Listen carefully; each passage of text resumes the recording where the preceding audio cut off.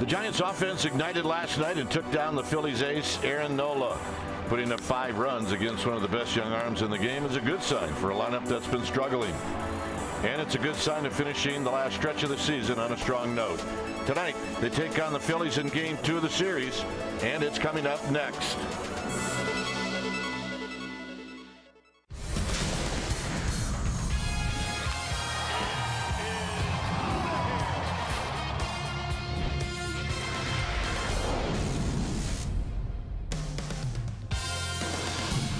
We've got Friday Night Baseball here at the corner of 3rd and King. This is Game 2 of a 4-game series. Phillies, Giants. Welcome to NBC Sports Bay Area, powered by Xfinity. Hi again, everybody. I'm Dwayne Kuiper. Alongside me is Mike Krukow. Well, a nice win for the Giants last night, and tonight, what they're going to try to get out of Matt Moore is a repeat performance from his last start, because in Washington, he was very good. Well, he was very good indeed. 7 strong innings, 7 hits allowed, 2 runs. No walks, 9 strikeouts. And this from a Washington team that leads the league in home runs and runs scored. So they're looking for that consistency to bring it into the next start. Offensively, the Giants, they woke up when they set foot in San Francisco. A nice output of offense last night. You got contribution up and down the lineup. That'll be a key as well. So go Matt Moore. Hopefully can carry it in. Going for 2 in a row. That would be good. All right, stay tuned. We'll take you to our NBC Sports Bay Area studios for an update, and we'll do that right after this.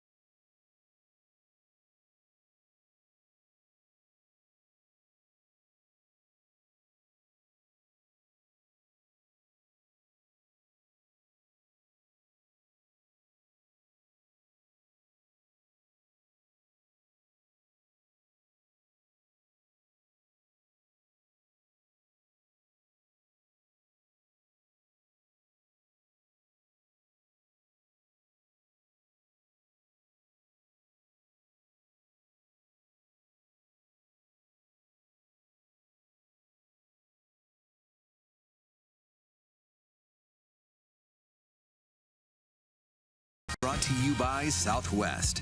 Yes to low fares with nothing to hide. That's transparency. By State Farm. Combine auto and renters and see how much you can save. Talk to an agent today.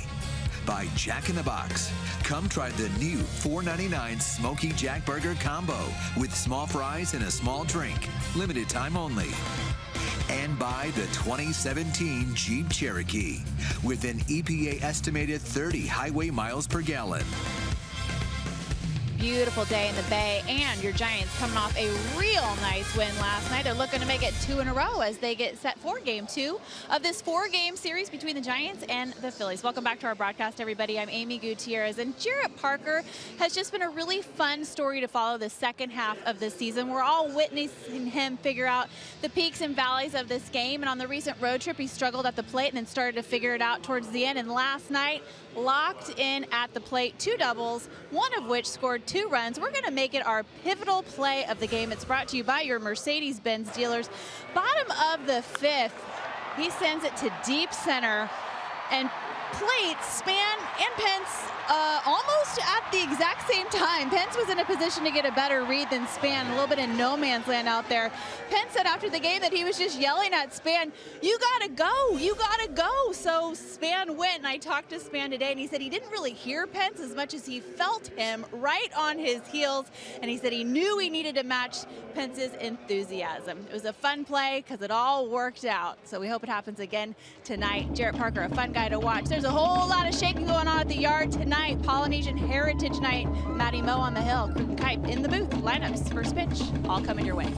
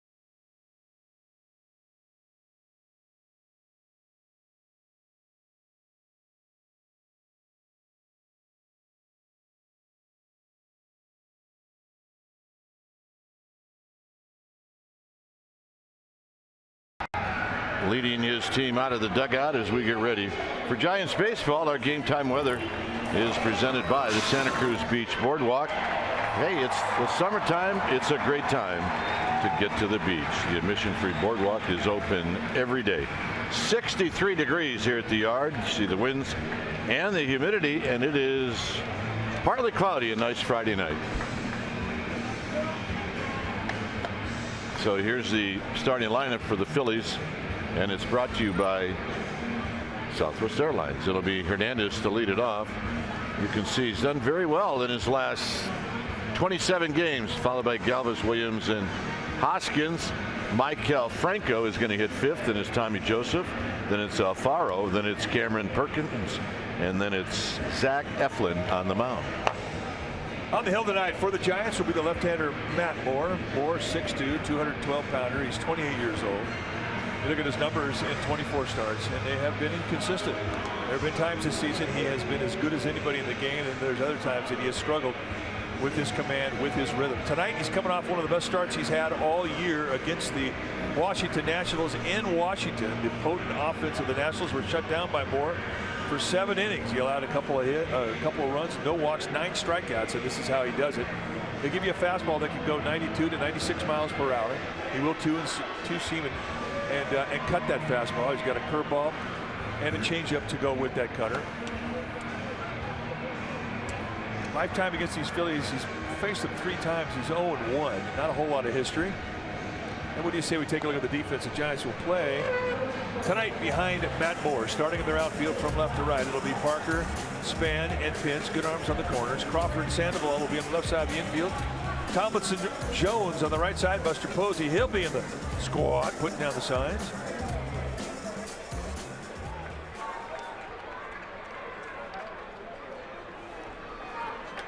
Giants winning last night by a final of 5-4. So looking to put a little run together. In order to do that, they're going to have to win tonight. As Cesar Hernandez stands in, he went 1 for 5 in the game last night. And the first pitch of the ball game is on its way. And we're underway with a pitch high. So we get started right on time. And the 1-0 delivery. Swing. Ain't gonna miss. Calling balls and strikes is Gary Cedarstrom. Then it's Morales, Johnson, and Sherwater. And the crew chief in this bunch is Gary Cedarstrom. He's a low ball umpire, but he calls to the glove. You're not going to see many strikes outside the knees of Buster Posey. High pop up. Could be playable. Jones. And that's how this game gets started. All right now it's time for our Nissan keys to the game, and for Matt Moore, his control consistency. As good as it was in his last outing, he looks to take that rhythm into tonight's ball game. We'll watch that closely. If he's on, he'll pitch well. Number 2, show off the bullpen. Last night, Melanson, Strickland, and Dyson, a perfect 7, 8, 9 innings. They were great. We'd love to see that bullpen get shown off again. Those are our Nissan keys to the game. Here's Freddie Galvis, and Galvis looks at a strike. Galvis was 2 for 4 last night with a couple of strikeouts. In at third is Sandoval, and there's a little flare down the right field line foul. Looked like it hit right on top of one of the bullpen home plates. Yeah, brought her glove, and she got a ball. And the little sister is going to do whatever she can to get that. First off-speed pitch is in the dirt. 1 ball and 2 strikes.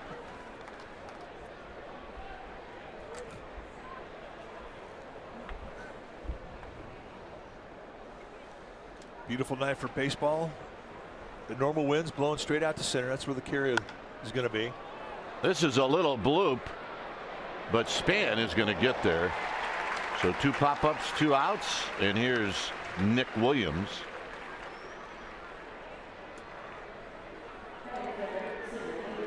Nick Williams had a very impressive home run last night as he hit it just to the right of straightaway center field. Both he and Haskins, the 2 rooks in this lineup, hitting right in the middle of the lineup. And it looked like they know how to swing the bat a little bit. There's a strike at the knees. Well, Williams, a low ball hitter. He proved that last night. It went out to dead center. Impressive swing of the bat. Came over to the Phillies in the trade that sent Cole Hamels to Texas. If you're going to get Hamels, you got to give up something good. That's for sure. Now this is the pitch off of Jeff Samardzija, I mean, that was power sink down around the knees, and he takes it out to center field. You make a pitch like that, you're not thinking you're going to give up a home run to center. Hit on the ground to Tomlinson. And a nice quick inning, 10 pitches for Matt Moore. For the Giants, Span, Pence, Parker coming up.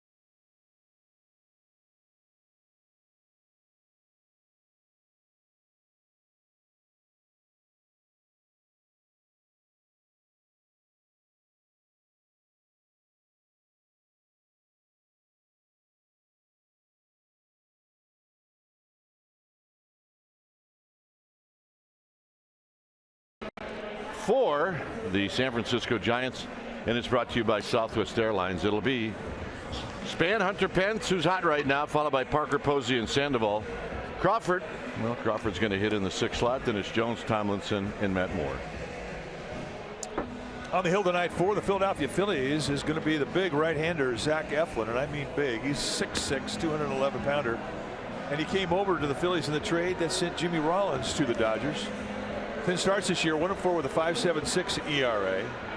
And when you take your at-bats against Eflin, you are going to see a guy who has a fastball that can go low to high 90s. I mean, he can run it up there. It'll average right around 93. Curveball, slider, and a changeup, and he'll throw all 4 pitches at you.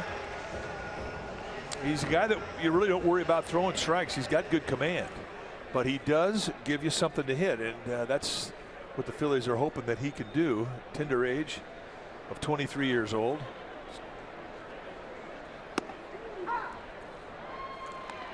So Span takes a call strike, hitting .269, 1 for 5 in the game last night with a run scored. And tight, 1 ball and 1 strike. Hunter Pence and then Parker.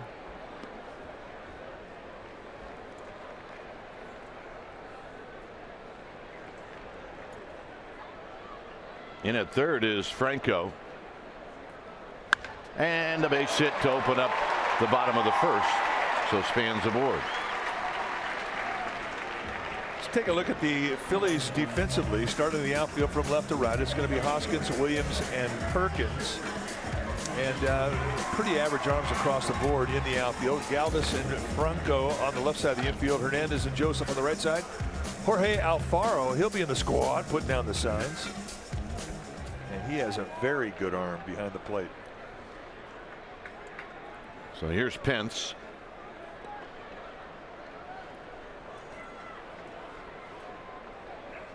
Hunter Pence very aggressive on that first pitch as he pops it foul. Good pitch to hit. You're 6'6". You are going to be a little slow to get rid of the ball, and that is one thing that will enable a base runner to have a chance to steal a base.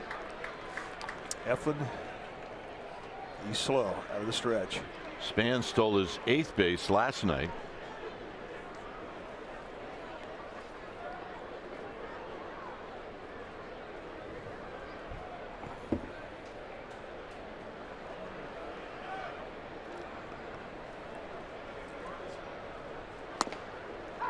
And an inside corner strike, and it's 0-2.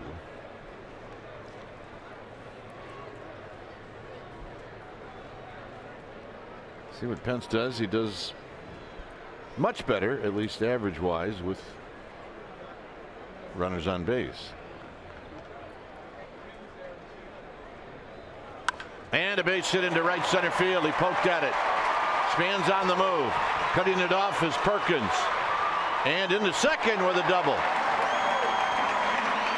That's a one-cheek double right there. Hunter Pitts, when he's going hot, I mean, he'll do that a lot. He'll lose his lower body or seem to, but he can still poke and hurt you the opposite way. And there's the one cheek you're talking about. Not a lot of lower body, but the hand strength is solid. He gets it through the gap with his speed, an easy double. And the Giants have set the table to have a nice inning.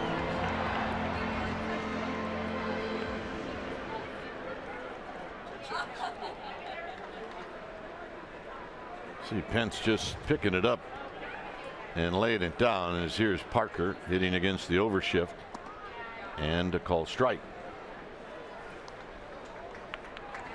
Parker 2 for 3 last night. Both of his hits were doubles.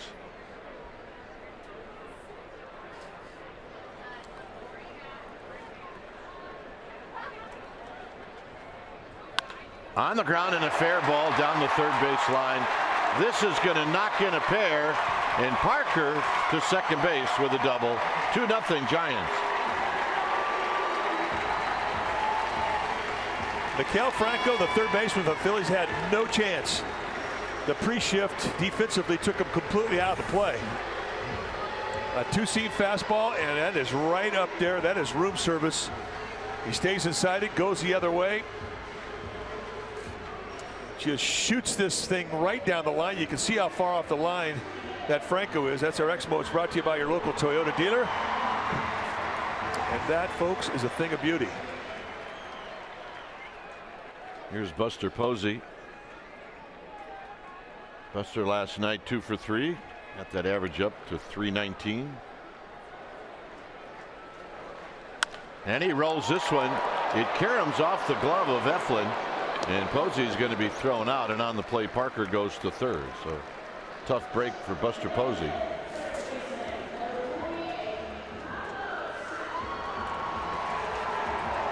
And here's Sandoval. Sandoval's put together some good at bats. Now that has not worked out to a very high and impressive batting average. But in a Giants uniform, Sandoval is hitting right at 200. He's 8 for 40. And he shoots it into right field. And that's a base hit. And it's 3-0 Giants.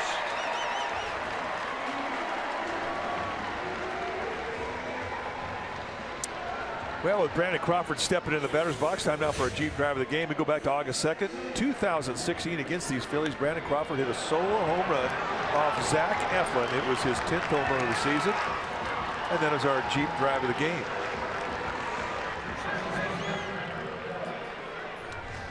So Crawford last night took a 1 for 4. He also knocked in a run. Well, right now, if you're Zach Eflin, you're thinking, what do I have to do? I mean, that ball that Sandoval hit was about 8 inches off the ground.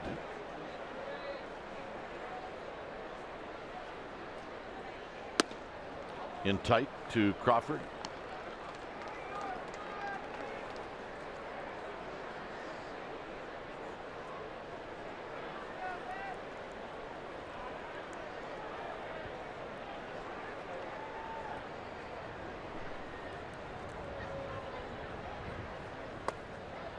Two and 0. This is Mike's talking about. Watch where this pitch was. I mean, that might not have even made 8 inches above the ground. I mean, that was way down there. Well, you know what I'm saying to that? I think he likes it there. You know, come to think of it, and that's not the first time he's done that. Nope. 3-0.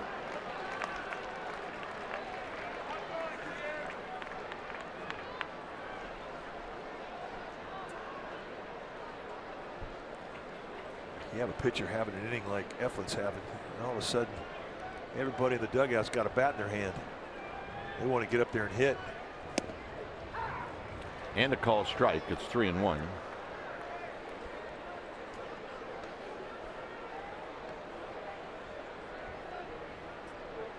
So 14 pitches into this game, and Zach Eflin is down 3-0. He's allowed 4 hits and the 3-1 to Crawford.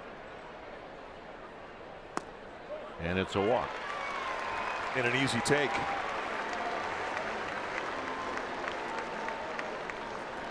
So that's going to bring out Bob McClure, the pitching coach for these Phillies.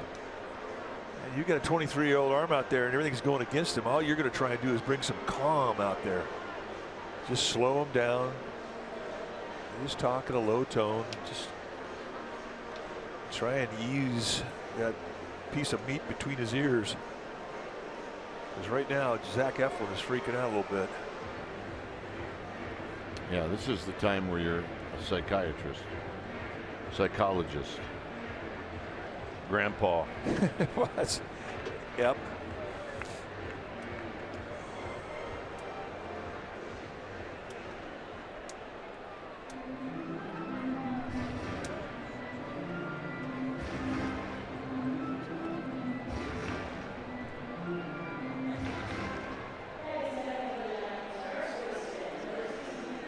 So here's Jones. Jones at 188. He took an 0 for 3 last night. And if you're Jones, you lock and load on the first pitch. Get ready for a challenge.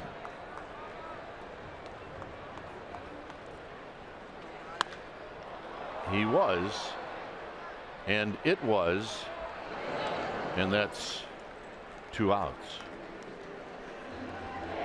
And here's Shelby Tomlinson.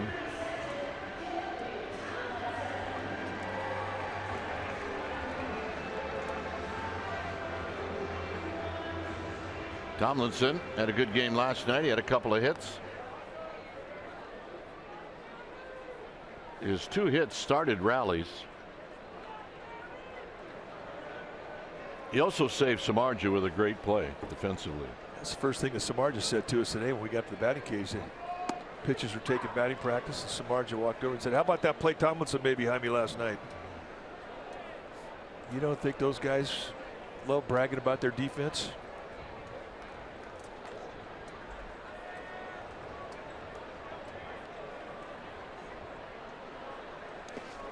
And that squirts away, and jumping on it very quickly was Alfaro. Here's our smart play. It's brought to you by California Ford dealers. This was the play we're talking about. This is a 4-6-3 double play. Tomlinson to Crawford to Jones.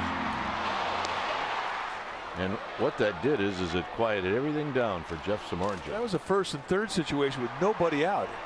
And there were 3 runs already across the board that inning. So Tomlinson turned it all around, as did Crawford. And a bit outside, 2 balls and a strike. So Samardzija, with that win yesterday, picked up his 8th win. And now he's at that point where he's starting to look forward to his next start. Nope. 3-1. You know, and we were talking too about how many breaks did you get the first half, Jeff Samardzija? Well, not a whole lot, but that was a break play. That was a beautiful play, but that's a break. Turn that inning around and enable him to get a win walking out of here. Bullpen picked him up beautifully.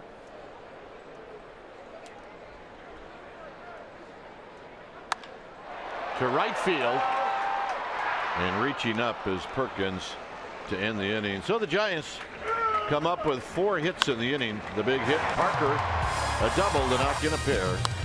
After 1 inning, it's 3-0 Giants.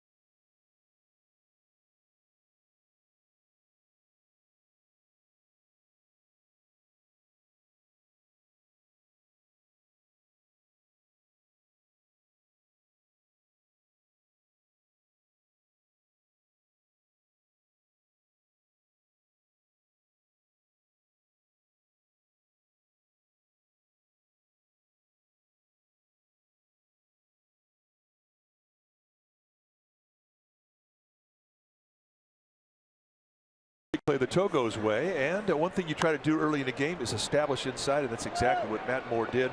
All 3 outs coming with location on the inside part of the plate. And that is our Togo's play. The big play.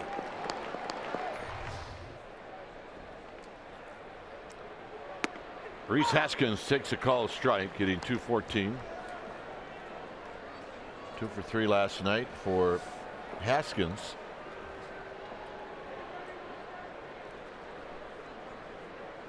His hits to home runs are pretty good.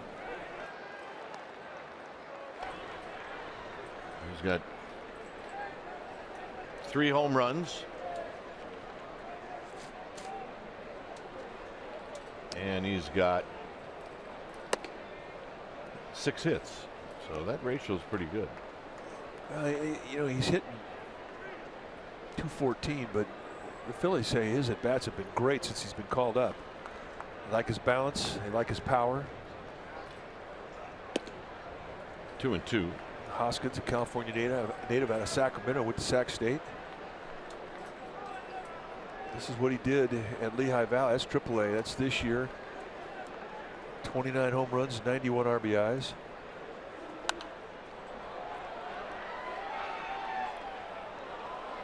A Northern California kid making his mark in the big leagues.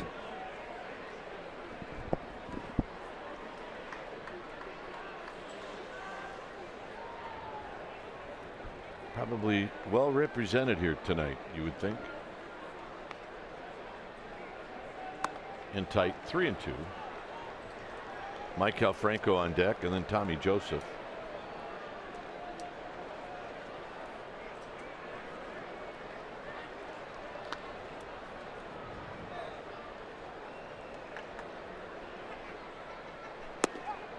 And the walk. So let's check in with Amy G. Amy? All right, gentlemen, some injury updates for fans. Brandon Belt, Joe Panik, both on the DL with concussions, both being evaluated. Some good news. Brandon Belt did some cardio yesterday, about 20 minutes. He's going to ramp it up more today, and Panik soon to do cardio. He's feeling a little bit better. And Johnny Cueto on the disabled list with a strained forearm through another bullpen today, about 50 pitches. Feels real good. He's going to be evaluated tomorrow. If all is well, he could start a rehab on Monday. Dwayne? All right. So good news. Here's Franco. So now we're going to see Matt Moore out of the stretch for the first time. Well, and this is always a challenge. It's a big concern as to how he handles that transition, wind up to stretch, or to wind up to a stretch position. He's got a chance to put up a 0 here and get a shutdown inning. He's going to have to work to get it. Pulled foul past Juan Samuel. Our ball babe tonight.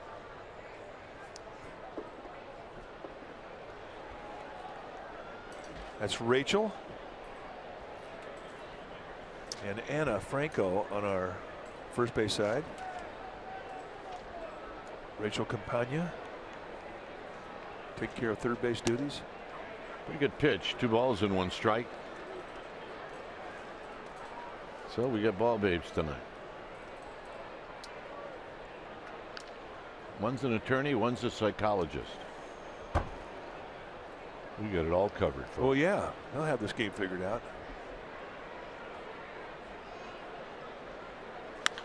Foul again. Look out. Heads up.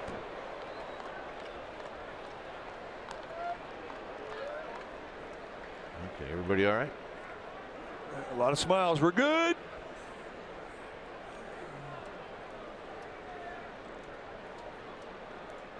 Yeah, it's tough to scare gamer babes. Hoskins with his lead. It's a 2-2 pitch to Michael Franco. Posey hang on? No. It's in and out of his glove. We'll do it again.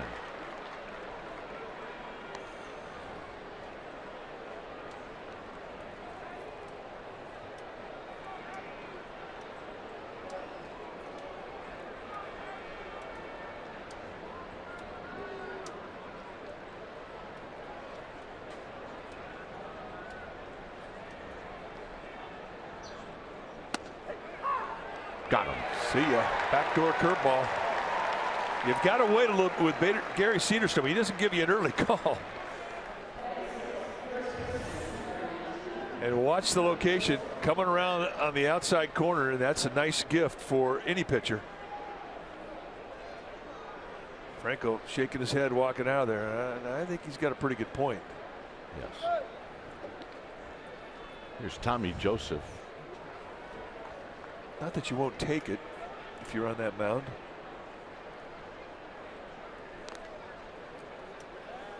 Joseph hitting .238, former Giants farmhand.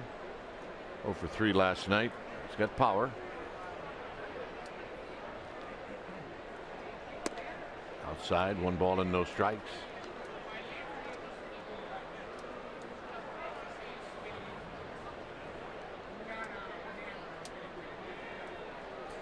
Yeah, Philly fanatic. He's everywhere. He's a fan.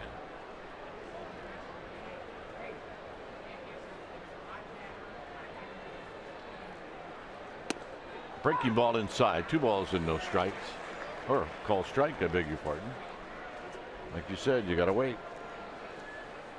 Well, if you got a umpire that's giving you a big curveball that's not really coming across the plate, it's wrapping around it, you got to keep firing that thing up there.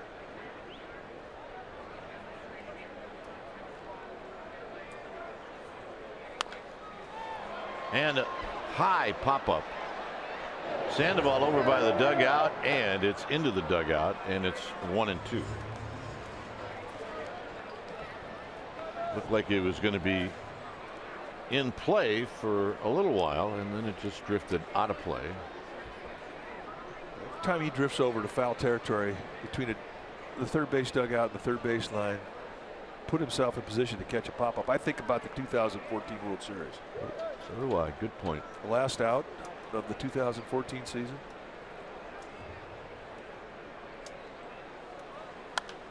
And this one's playable.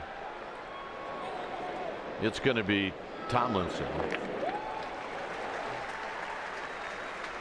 60 years of loyal Giants fans, first with the New York Giants and then a San Francisco Giants fan. So, well, nice going. What would have been wrong with Bumgarner calling off Sandoval on that pop-up in 2014? Yeah. Well, you know, just make it the whole show. The way that whole offseason was going, he could have caught it behind his back, I suppose. Maybe in that offseason, by the time he got to spring training, he did catch it. Alfaro takes a pitch outside for a ball, 1-0.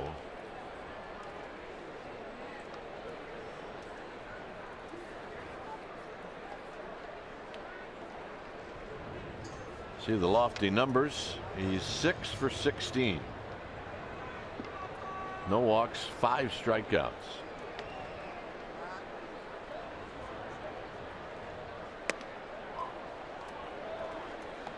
Two and 0. He's got to wear a turtleneck, though.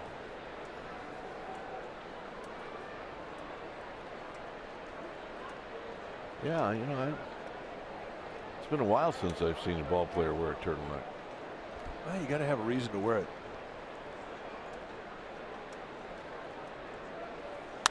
Line drive, base hit. And that's the first hit for the Phillies, and that'll bring up Perkins. That's a nice swing. Nice approach. See why the Phillies love this guy. And we talked about his arm. It's one of the best in the National League East. Here he gets a fastball away, stays down right through it, thinking opposite gap the way you're supposed to. That's the type of at-bat hitting instructors just start smiling. Here's Perkins on the ground to Crawford, and Crawford the short way, and that'll end the inning. No runs, a walk, a hit, 2 left. Matt Moore is going to hit first, 3-0 Giants.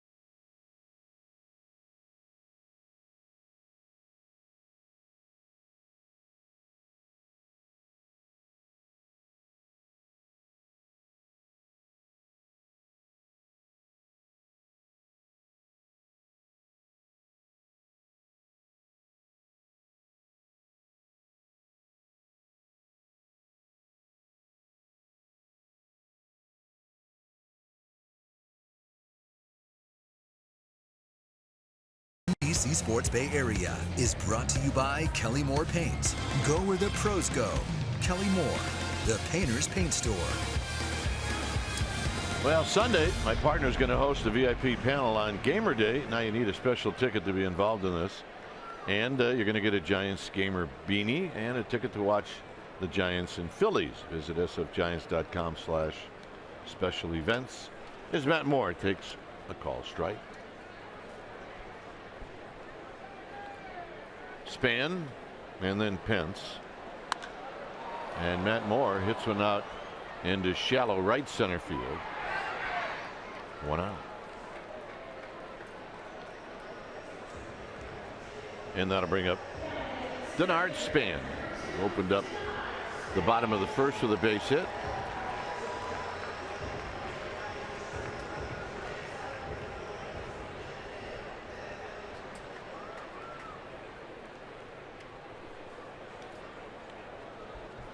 Span now lifetime against Eflin, 2 for 7.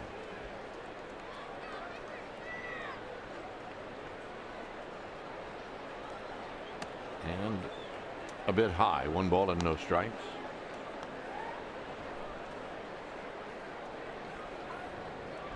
Hunter Pence to follow.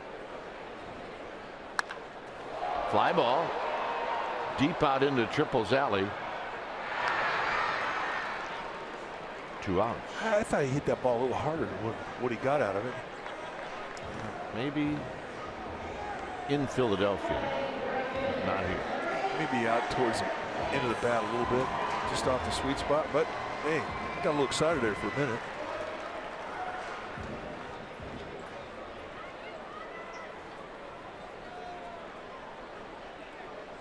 .319 career average with 16 bombs against Philly. Hunter Pence, a former Philly.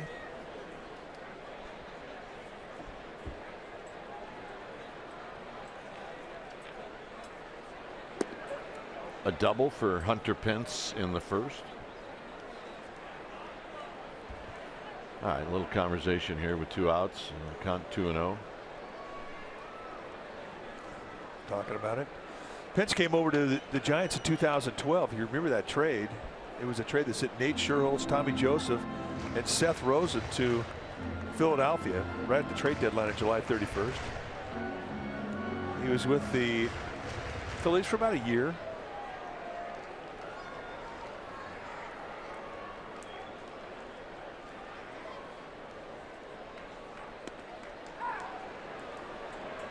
And a call strike, 2-1. First time we saw Hunter Pence. He was a rook with the Astros. 2007. High drive. Left field. It is out of here.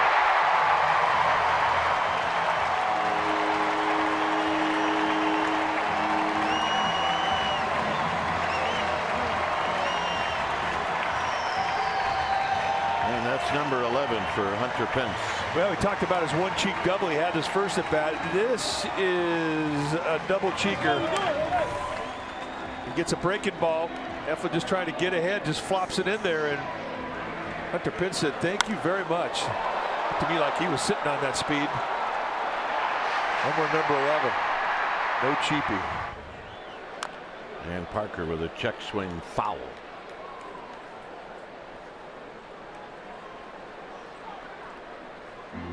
17 career home runs now against Philadelphia.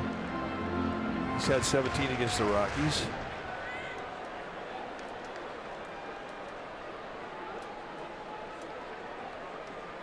Parker doubled in 2 runs in the first. And he takes a strike. It's 0-2. Again, watch the lazy hang, and that's just got whacked me written all over it. And you do that, that makes the skipper smile. That's what you want to put. You want to put smiles on Boch. You see Eflin's trying to jam Parker, and Parker took it. It's 1-2.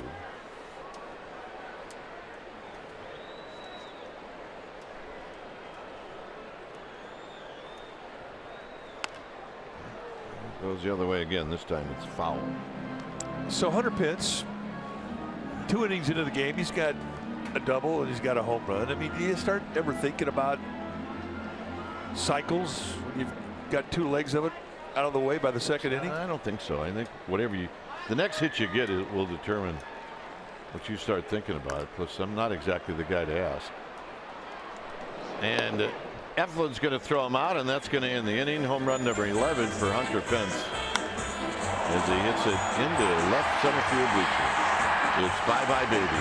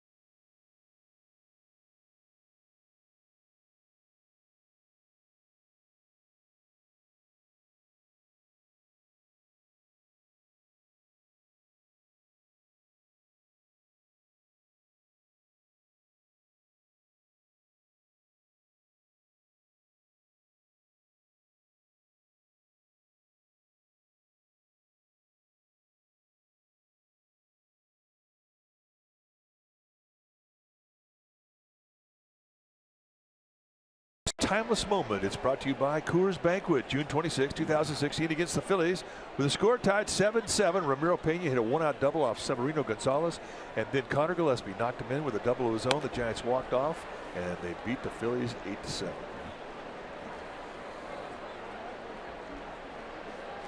Here's Eflin. Swinging a foul back. Eflin on the year is 3 for 19. This is the double and the walk-off win, and a swing and a miss. It's 1-2.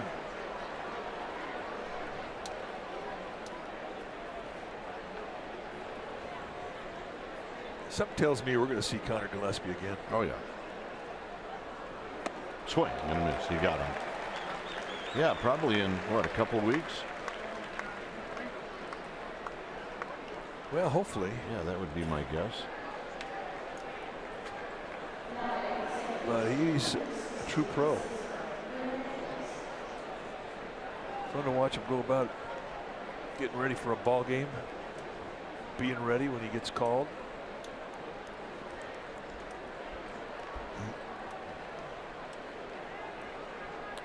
Hernandez takes a called strike. Dodgers beat the Tigers tonight by a final of 8-5.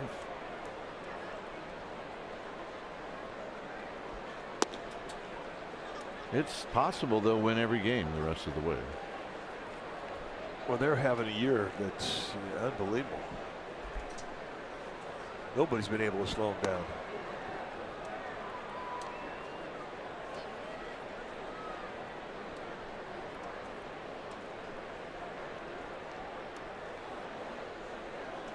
Two-1 to Hernandez. 3-1. I mean, it's one thing to have an unbelievable year, but they're having a historically unbelievable year.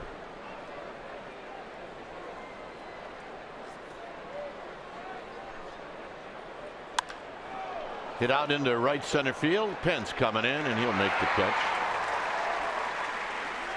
So 2 outs. Well, on Monday it'll be Jewish Heritage Night here at the ballpark, sponsored by PG&E, and you need a special ticket to get the Lucille bobblehead and a ticket to see the Giants take on the Brewers. sfgiants.com/special events. The Brew Crew coming to San Francisco. Yeah, Brew Crew very much involved in a division race and a wild card race, as they are trailing coming into today the Cubs by 1 game, and that's including a dreadful stretch where they lost like 6 or 7 in a row. 2-0. Close pitch.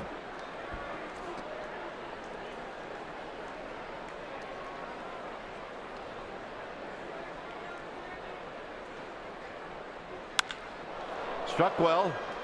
Span as the ball starts to carry, but Span is going to reach up and make the catch, and that's going to end the inning. So a nice play by Denard Span as he was about to run out of room. 4-0 Giants.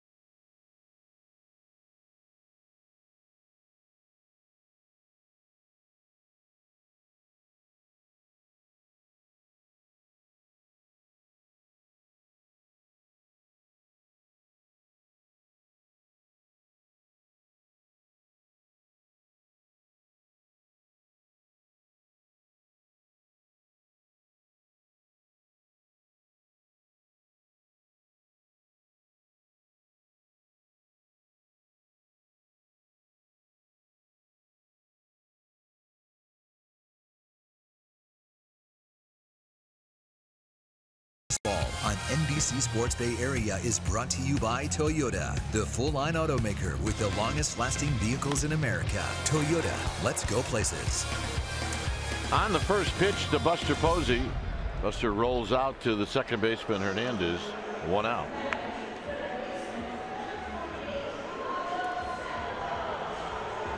And here's Sandoval.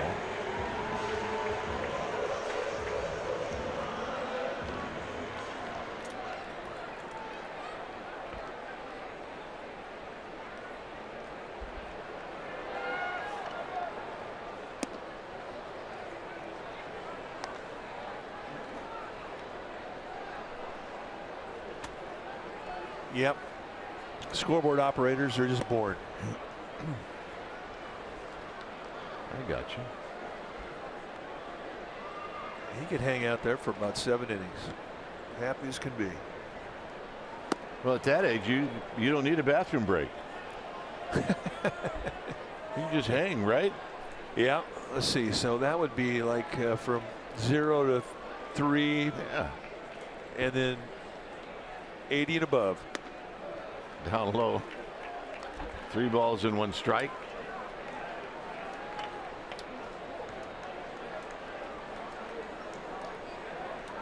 Yeah, number 40 there's got to be the policeman of that group, and good luck with that.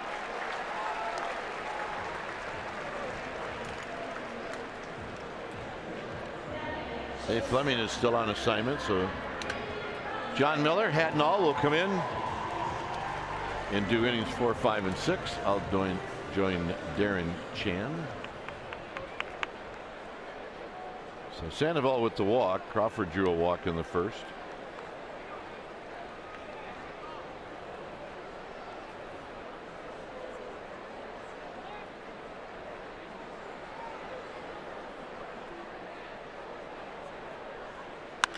Drive into left center field. Hit well. It is out of here. Crawford goes the other way, and it's now 6-0.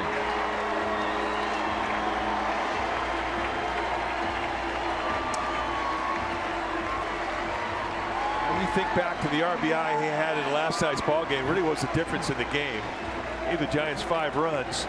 He went right to the left center field side of the field, and here he gets a little elevation with movement running away from him at 94, and he puts backspin on it, takes it out the opposite gap. And in this ballpark, this is a big at bat, and he looks like he's coming out of his funk.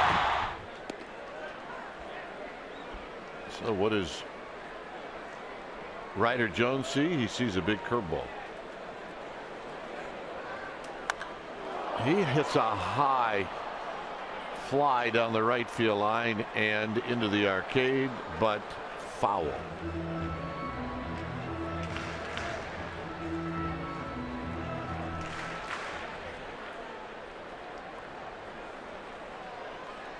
In tight.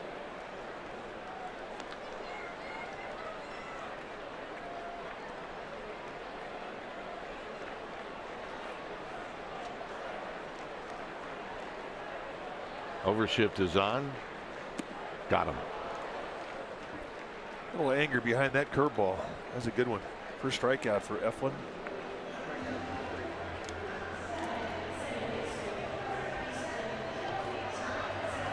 So here's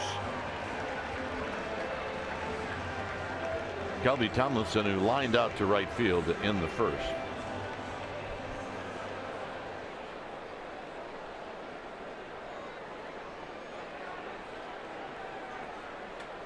And he looks at one right down Van Ness, and it's no balls and 1 strike.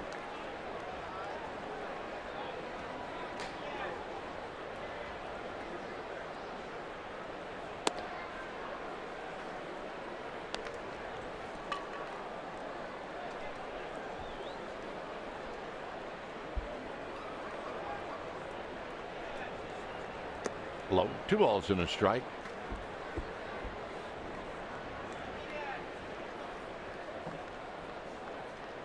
Dusk here at AT&T, and not real easy to see fly balls or pop-ups right now. And here's where you ask for help. 2-2. But it is a beautiful night. See that just about every night here. Yeah, we're slightly biased. 3-2.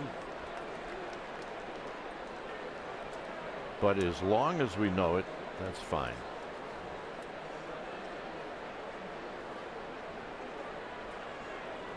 Sometimes that bridge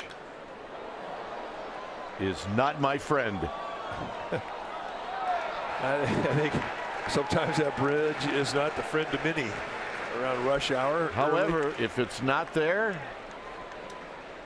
it's an issue. So it's true. Got him, and that's going to end the inning. Tomlinson takes a call third. So the home run by Crawford. As it leaves the yard, it's bye-bye baby. John Miller will be in. I will see you back here in the 7th. 6-0 Giants.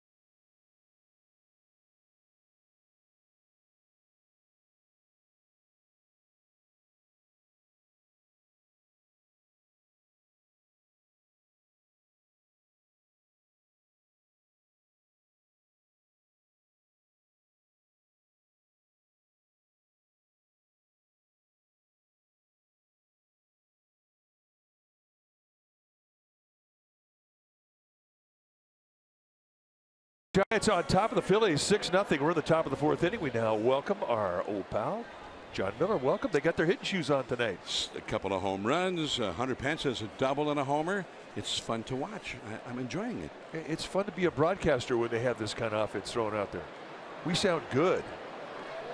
At least we think we do. And that's the way we like it. So we haven't sounded that good that often this year, I guess. That ball is hit into left field, and there is Parker. And Nick Williams is promptly retired on one pitch. And the cleanup hitter, the guy from Sacramento, who's been impressive in this series, Rhys Hoskins. He got a walk his first time, and in the 2 games of the series, he's had 2 hits and 2 walks. Giants have only gotten him out 1 time. Big guy, 6 feet 4 inches tall, out of Cal State Sacramento.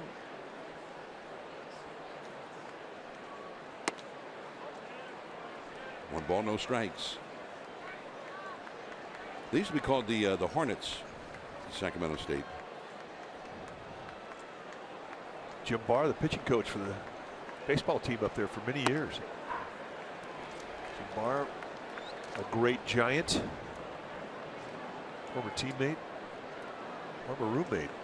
He was a good roomie. And the curveball in there at the knees for a strike.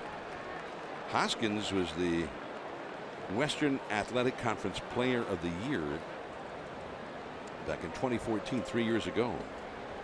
The year he got drafted. Span coming in on the ball. And Hoskins retired. Out number 2. Well, if you need help with a consumer problem, contact NBC Bay Area Responds or Telemundo 48 Responde. In just 1 year, they've recovered more than $1 million for Bay Area consumers. So call 1-888-996-TIPS or visit NBCBayArea.com/response. Whether in English or Spanish, they respond to every call, every email. Got some fog overhead, the marine layer. There's a swinging strike by Michael Franco. He does, you pointed it out many times, how he loves to swing at that first pitch. And Matt Moore placed that one in a spot where he figured, well, he loves to swing at it. Let's see how far we can take him. This one he takes 1-1. I want to get that. I want to get that. I want to get that. Yep. She's got it figured out. Good changeup. Well, I mean, the book on Franco is, I mean, he absolutely loves the first pitch. I don't think we've seen him not swing at a first pitch in the series. But he's also hitting .450 against the first pitch. So if you're the manager or the hitting coach, it's hard to be critical. Guys hitting .450 with a couple of home runs and 5 doubles. You're thinking, well, I don't think I'm going to mention I want him to get some pitches out of the pitcher. 2-2. You know, I think a lineup's got to have all kinds of different types of hitters. You have guys who are disciplined, who are compact, who are pull hitters, guys who you go the other way. But you've got to have a pure hack in the middle of the lineup somewhere. A guy who can hit a ball that's 2 inches off the ground or an inch over his head. They're not easy guys to pitch to.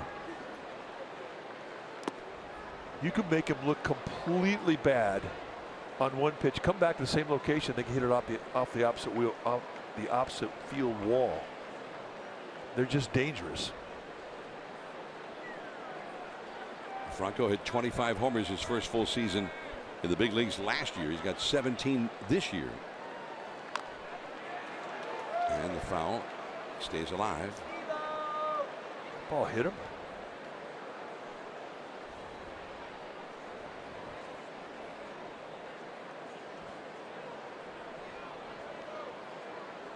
I don't know if the ball hit him on the miss swing or if he fouled the ball off.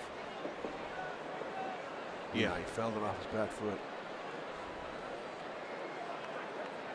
And that's an ugly swing. Off his back knee. He's had 2 ugly swings in this at bat. Still 3-2. And he backs away. Now, in the 2 swings that he's had, the very first one of this at bat and that last one, if you're Matt Moore, you're thinking, yeah, I got this guy, but with a hack, it doesn't matter. And he gets the walk. And he doesn't get many of those. Second walk allowed by Moore. And for Franco, he's had 445 official at bats, and that's the 33rd time that he's walked. How many intentional? He has been intentionally walked twice. Here's Tommy Joseph, former Giant prospect. He was the second round draft choice of the Giants back in '09 out of Horizon High School in Scottsdale. So they didn't have to go that far to scout him. He was right there where the Giants have spring training. And they liked him. Strong-handed hitter. Ball down the left field line, hooking, foul. First game in his first spring training camp with the Giants. His first game that we saw him play, that we broadcast, he had 2 home runs. But ultimately, he was the key player in the deal that got the Giants Hunter Pence from the Phillies. Hits righties better than he hits lefties. That's an oddity. 1-2. And if he could turn that, if he could keep hitting the righties effectively and then start laying waste to the lefties, he'll really have something.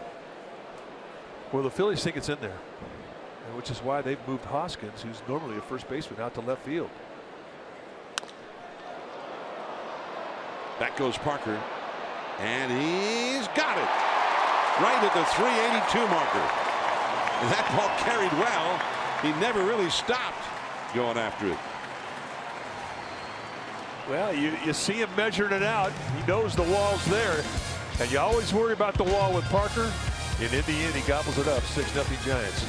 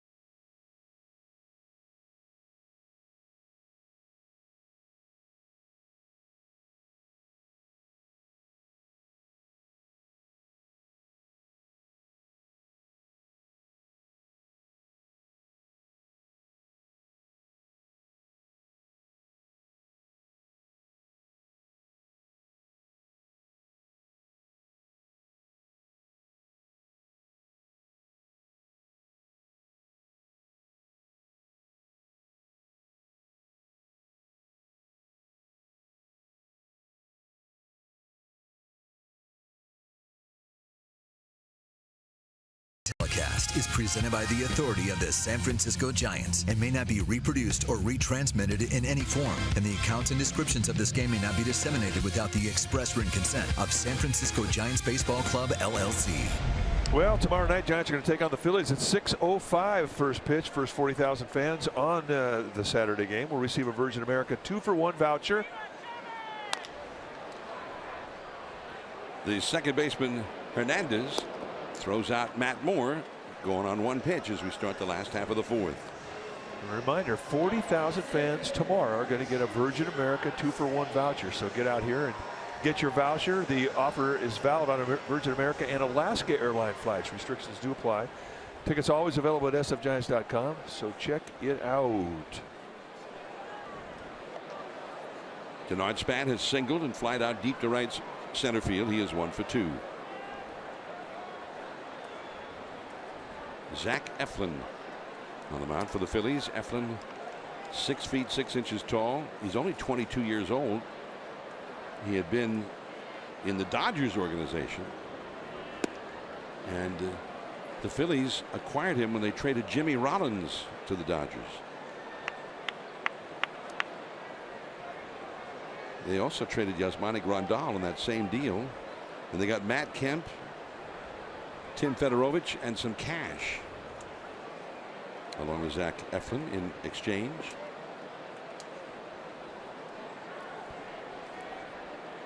In fact, that was he had been drafted originally by the Padres. That's how the Dodgers got him, from the Padres. And then the Phillies got him in the Jimmy Rollins deal. He's got impressive stuff. He's the kind of arm every scout is looking for. Well, at 23, I mean, you could let him develop up here. He's basically learning how to pitch here. I mean, he's a young arm. He's got great stuff. We've seen his velocity at times in the high 90s. He can sink and cut the ball. He just needs to learn how to mix speeds and make better location pitches. It's in there. That is just foul. But you know, when you're a team as the Phillies are, they're in last place in the National League East. They can afford to let a guy learn at this level. I mean, he's taking his lumps, but I mean, that's how you learn. Learn what works, what doesn't. Be around other big leaguers. See how other big leaguers are getting people out. Learn how they're doing it.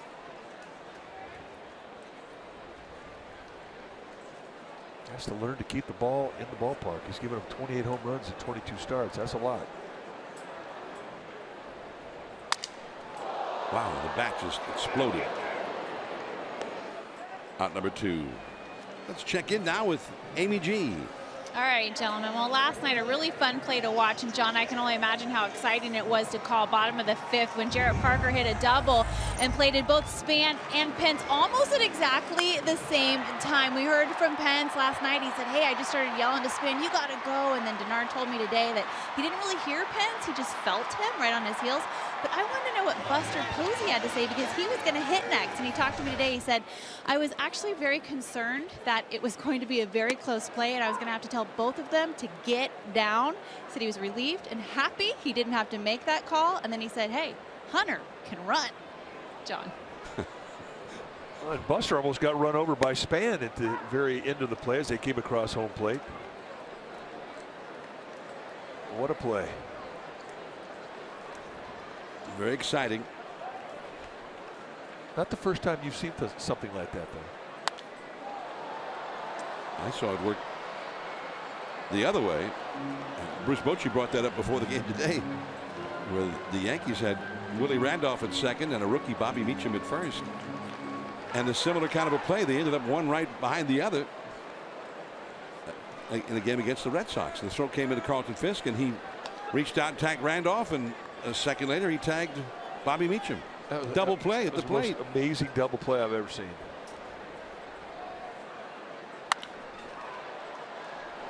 And Hernandez. That's the first time they got Pence. He had doubled and homered earlier last night. They scored in tandem.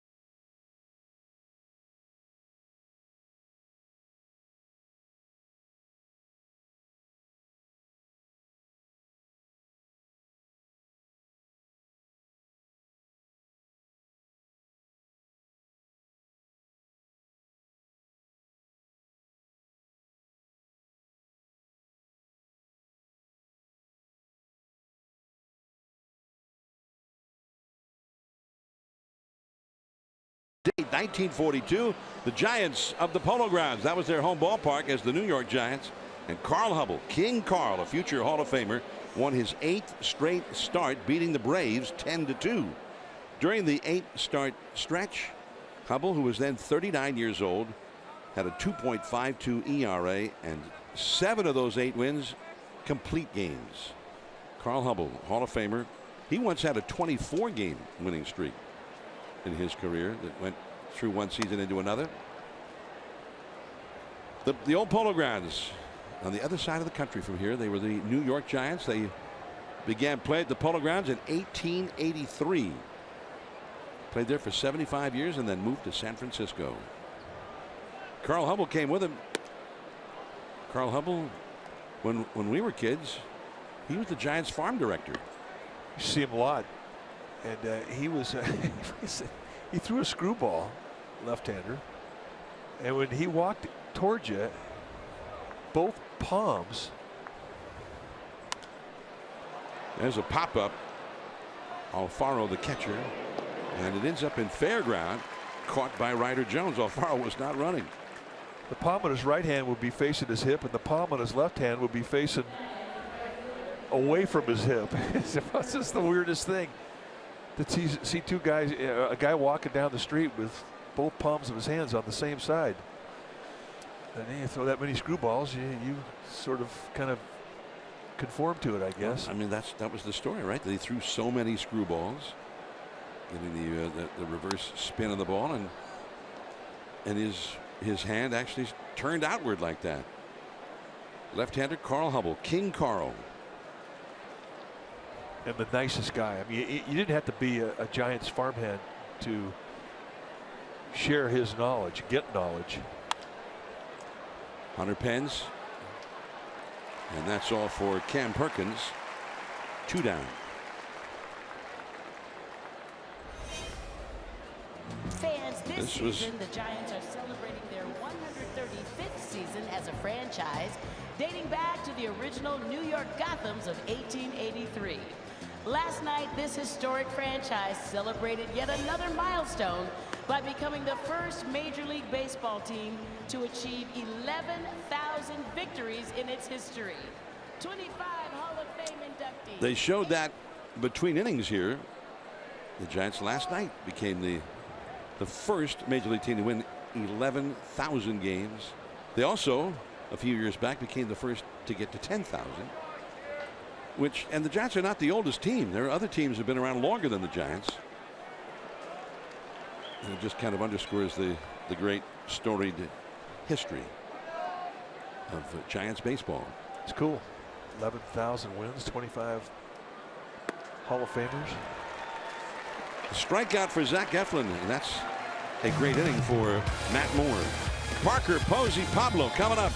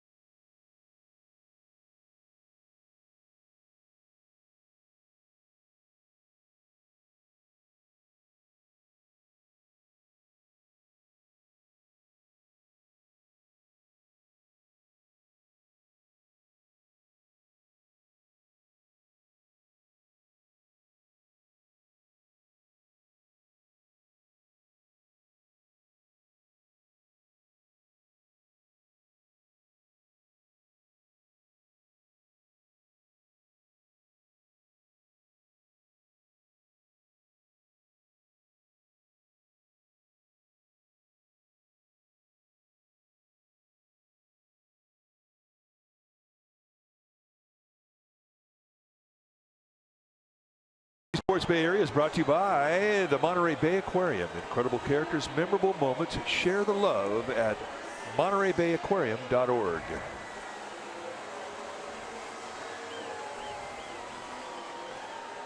Six nothing Giants as we head to the last half of the fifth inning. Oh yeah, he's feeling it. Oh yeah, 6 runs lead. Feels so good.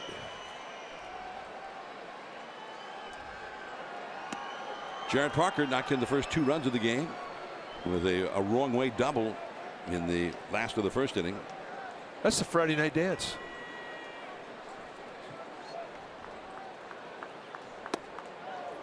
And I don't really know that one.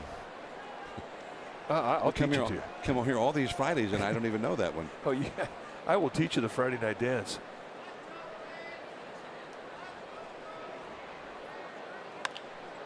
And that's a foul.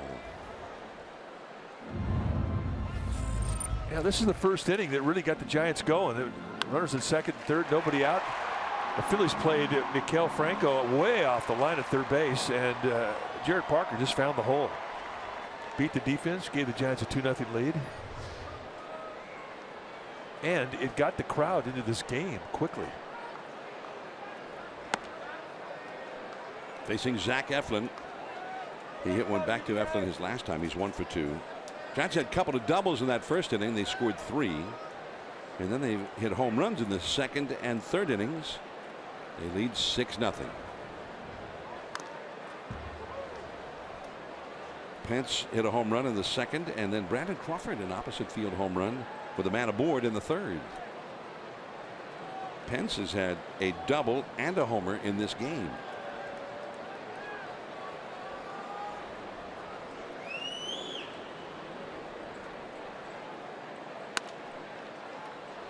Another ground ball to the second baseman Hernandez. That's 4 straight Giants who've grounded out to Hernandez.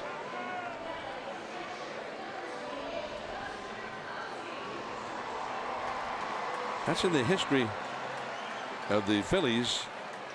Buster Posey, the 3rd highest batting average against him. If for anybody who's had at least 100 at bats.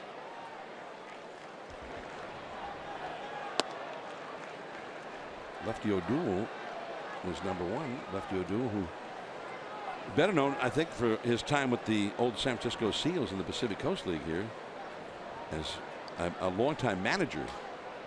But he was an outstanding big league hitter, and he did play at one time for the Giants. He almost hit 400 one year. Lefty O'Doul hit 398 for the Phillies. It's one of the great names in baseball history. Lefty O'Doul. Hey, they named a bridge after him and a bar. I also like to see Billy Miller on that list of 5. He was a good Giant.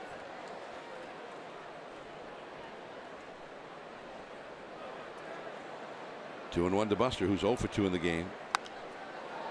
And that is into the second deck, off to the right. There it is, the bridge you're talking about, Mike, the Lefty O'Doul Bridge on the other side of McCovey's Cove. There it is. That's very cool, and that can be raised to let water traffic. And even though there's a ballpark built right next to it, the bridge named after a famous ball player, that bridge was named for Lefty O'Doul years before there was ever even any thought that there could be a ballpark here. That's, I mean, the coincidence of that is just amazing. It's where that bridge should be, located next to a ballpark. It was meant to be, John. So Peter McGowan, if you're listening, nice going. I wonder if that had something to do with the decision to build this ballpark here. Just the name Lefty O'Doul was kind of a magnet, like. Absolutely. Let's put it over here. No, I think over here by the bridges. And right over the head of Hoskins in left field. Buster to second, and he makes it. So the first baseman on the job training as a left fielder, and this time he could not get it. And this is the one type of fly ball that's coming at you that is going to give you the most trouble. If you're an infielder going out and trying to play the outfield is when you get a line drive that's got carry on it. Because off the crack of the bat, you react to where you think it's going to go. And if you react and come in on it, it's impossible to get back on it. And he gets carry on it, and now it's too late. And he loses that first step. Didn't really get off the right foot either to get. I know he could jump higher than that. Well, that ball was also hit at 104 miles an hour off the bat of Buster Posey. Pablo out of play off to the left. Pablo has singled home a run and walked and scored a run. Giants have 7 hits in this game, 3 doubles, 2 homers, and 2 singles. They're feeling it. They got all their old Panda hats out.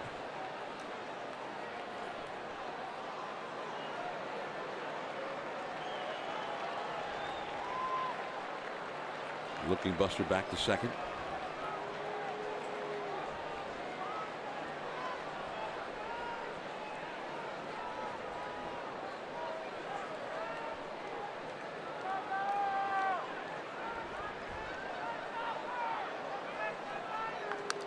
Ooh. He was not fooled at that speed. He was on it. Foul it straight back. That hitter's time to you. And that really becomes the goal for Pablo Sandoval. Coming back to San Francisco. As you see, he just missed that one. You know, light up the fans to where they want to go out and buy your hat again. 2 strikes to count.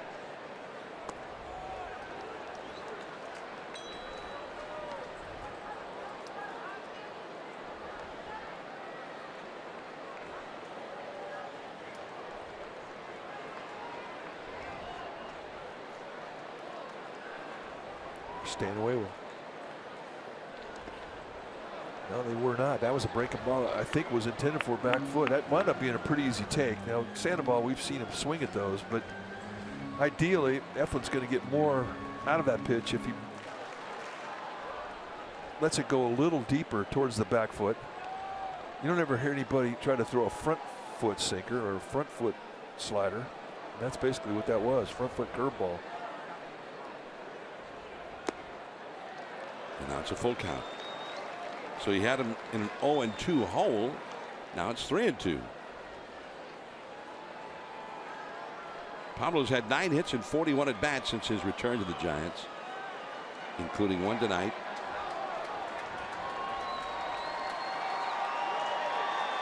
Buster Posey, the runner at second. 1 out.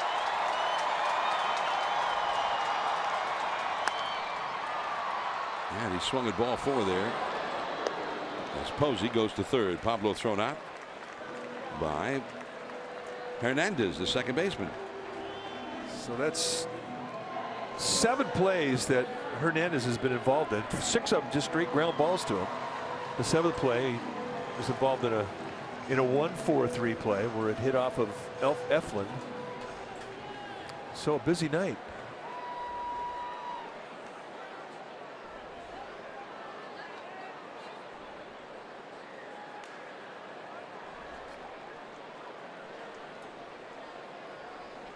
Brandon Crawford homered his last time.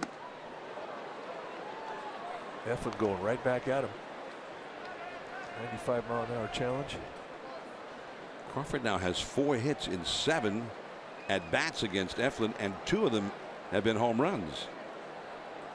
So you haven't seen a whole lot of him, but he's really done some damage against him, including tonight. 1-1 the count now.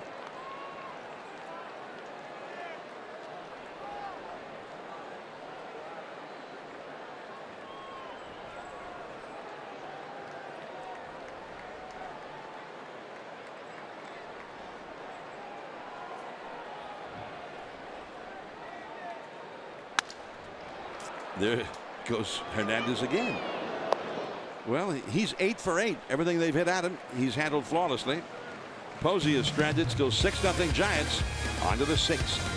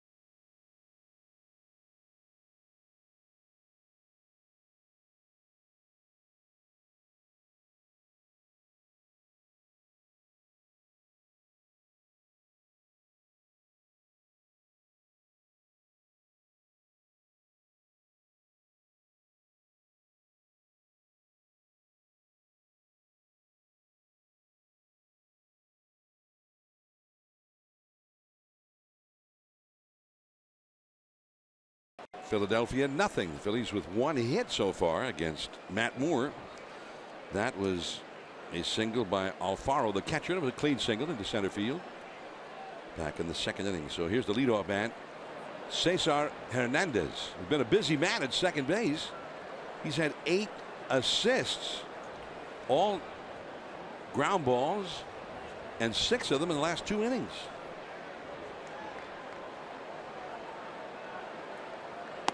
You know, it really is a tale of 2 different styles of pitcher, and you can get an idea of what type of pitcher they are just by looking at how the outs have been made tonight. 9 of the outs that have been made with Matt Moore have been fly balls. Eflin, 9 of the outs of the 15 he's gotten have been ground balls. One guy has a fastball that's a little bit straighter, more effective up in the strike zone. The other guy is sinker baller, more effective down. Here goes Pence, and another fly ball out. 1 away, and let's check in with Amy G. All right, gentlemen, as you well know, the Giants always putting on fabulous events. The next one, the Giant Race. It's coming up August 27th. You can register at www.giantrace.com. It appeals to all kinds of runners. You can sign up for a half marathon, a 10K, a 5K. You get a Madison Bumgarner bobblehead, a race medal, and a t-shirt. And the best part, proceeds from the race help Giants charity partners like Leukemia and Lymphoma Societies, Project Open Hand, and the Presidio. So fun had by all. Good luck, and you finish on the field. Pretty fun, guys. All right. I think Amy said she's going to run the half marathon in high-heeled sneakers. Freddie Galvis with a count of 2-0 now. There's a reason we call her Aimer the Gamer. She could do it. She could do it easily. On the inside for a called strike with that one. 2-1 now. Galvis has flied out to shallow center and to deep center. In fact, the ball he hit to deep center was one of the top plays of the night so far for the Giants. Turned in by Denard Span. Down the line goes Ryder Jones. Oh, nice play. The wind started to carry it away from him, and he kind of arched his back, and he caught it anyway. Yeah, he's got the look on his face that this was not an easy play, and it was not. I mean, he's heading down here, and all of a sudden the wind you talk about, John, it starts to take an effect as that ball drifts out towards the field of play, the fair field of play, and he's got to try to stay with it. It helps to have the big first baseman's glove. Nice play. So 2 down. Here is Nick Williams, the third place hitter. 0-1. He has grounded out to second and flied out to left center. Hit the ball pretty hard out into left center back in the 4th inning. One thing the Phillies do not do well as a team is they don't get a lot of pitches out of an opposing pitcher. They just don't. I mean, they get up there, they're aggressive. They're looking to beat you early.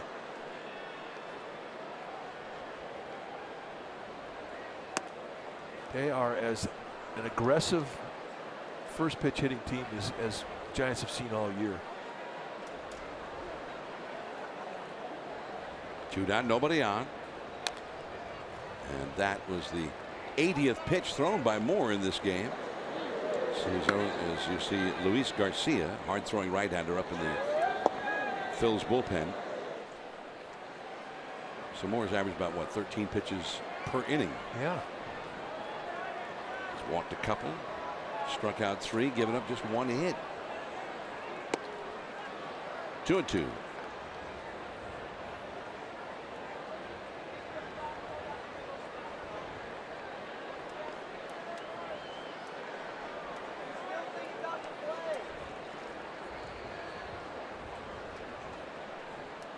Williams hit a long home run here last night.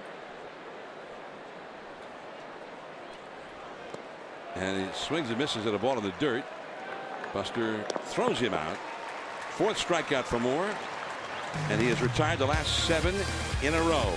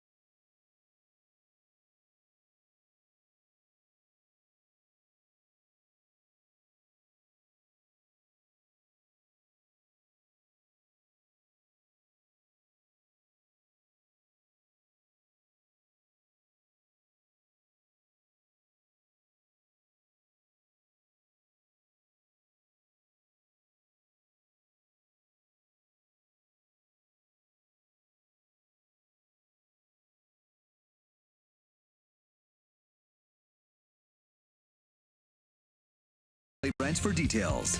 By Southwest. Yes to low fares with nothing to hide. That's transparency. By Heffernan Insurance Brokers. Insurance and financial services for you and your business. Visit hefins.com. And by Xfinity. X1 will change the way you experience TV. In San Francisco, the Giants leading the Phillies 6-0 as we go to the last of the 6th inning. And a pitching change for the Phils. Garcia comes on in relief of Eflin. But it's time for a change. Think Speedy Oil Change and Auto Service, your trusted oil change, tune-up, and smog experts. Garcia having a good year. 46th game that he has come into it. And as you mentioned, John, he is a hard thrower. You're going to see high 90s, average high 90s velocity in the fastball with some sink and some cut. He also has a slider to change up.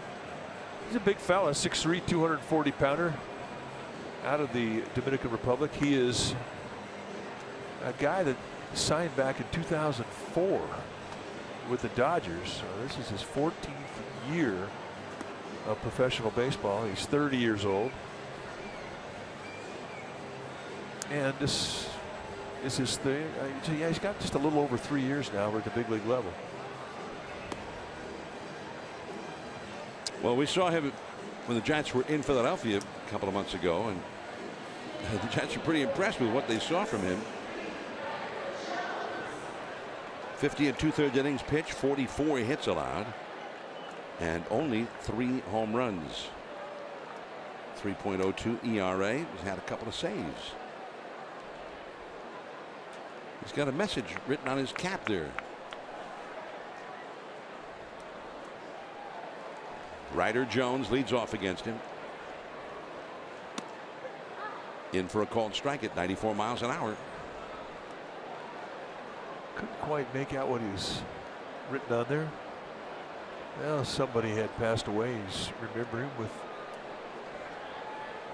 the marker on his hat.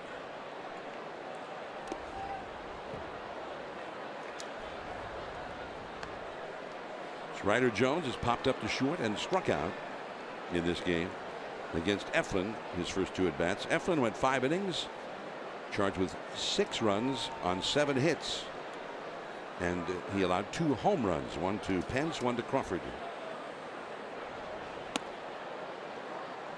96 miles an hour, and went right, kind of sinking right beneath the bat there. 1 and 2. You know, he's kind of an easy 96 too. He's not to me like he's maxing out with his delivery.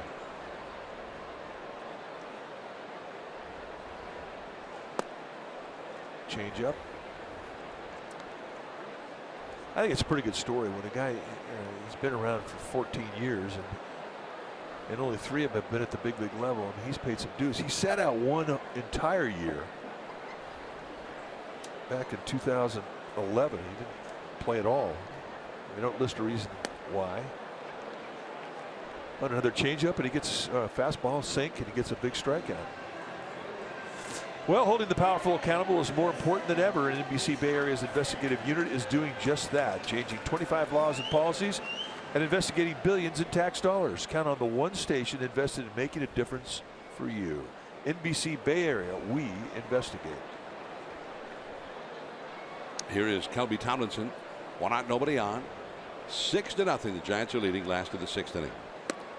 And ball 1. This guy Garcia, Mike, was originally signed by the Dodgers back in 04, and then was part of a trade to the Washington Nationals just before the trading deadline in 09.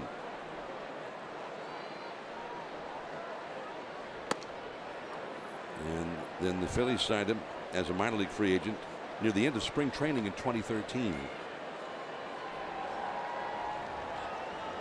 And in his biography, in their press notes about 2011, the year he did not pitch, it just says did not pitch professionally. Did not pitch.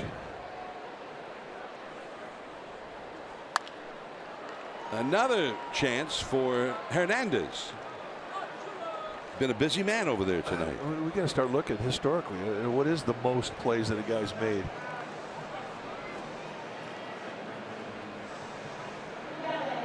Well, actually, we have some information. Thank you, BI. Tommy Corcoran in 1903, in a game of 9 innings or less, had 14 plays. For a second baseman since 1900, there have been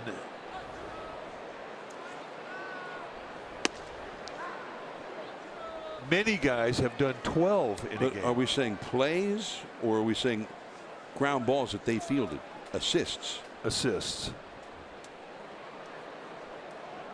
So it's become a story in this game. You never know what you're going to see.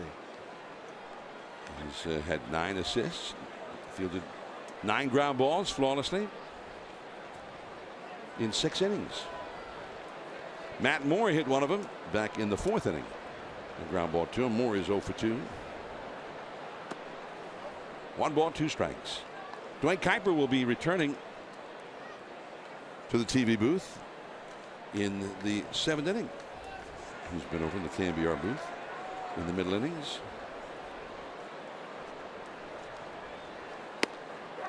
And did he swing? Yes, he did. And that's the inning. 6-0 Giants. Moore will head back to the mound. Dwayne Kuiper comes back to the TV booth.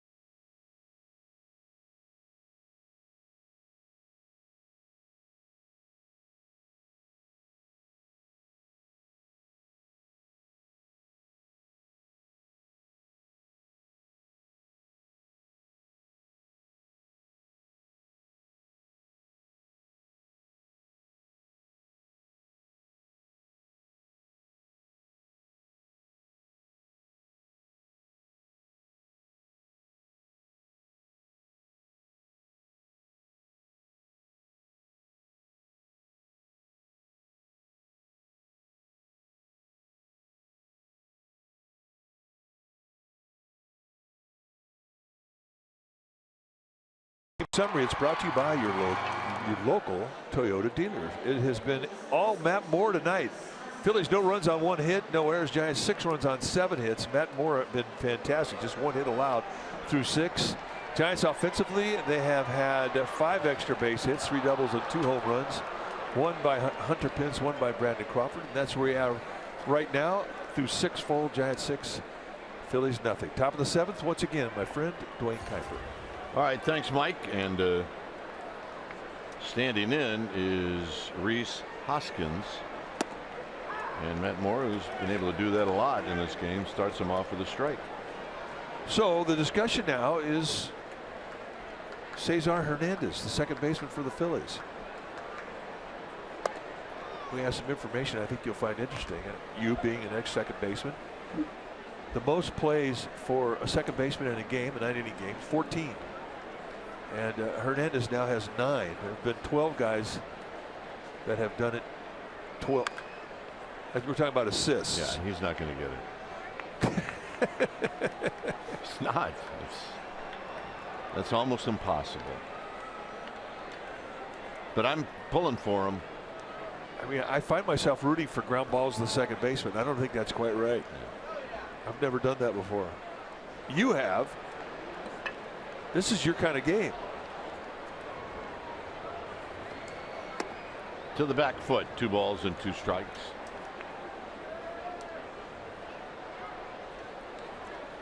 What's the most you ever had in one game? I don't know, probably 8 or 9 or 10. I mean, it's not something that is etched in my brain as that ball gets away from Matt Moore.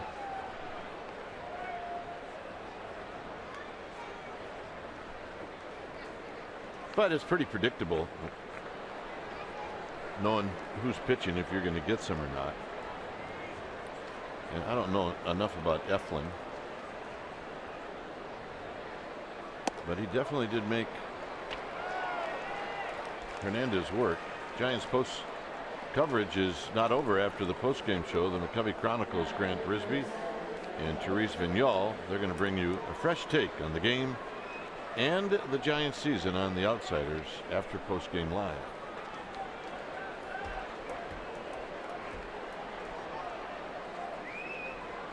Maikel Franco. All right, is he going to swing on the first pitch? Pretty good bet. If he likes it, he will. Not close enough for him to think about it. I mean, as aggressive as he is on the first pitch, I'm thinking if you stand out there and just drop the rosin bag, you got a chance he might swing at it. But that last pitch, easy take. No chance. Well, Corey Guerin starts to head down to the bullpen.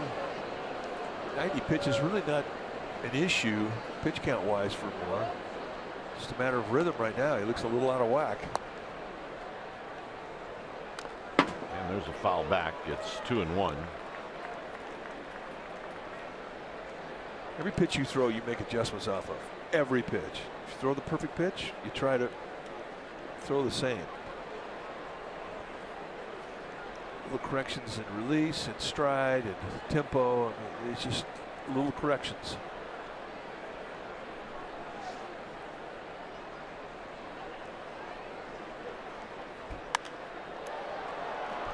Shallow center field for Denard Span.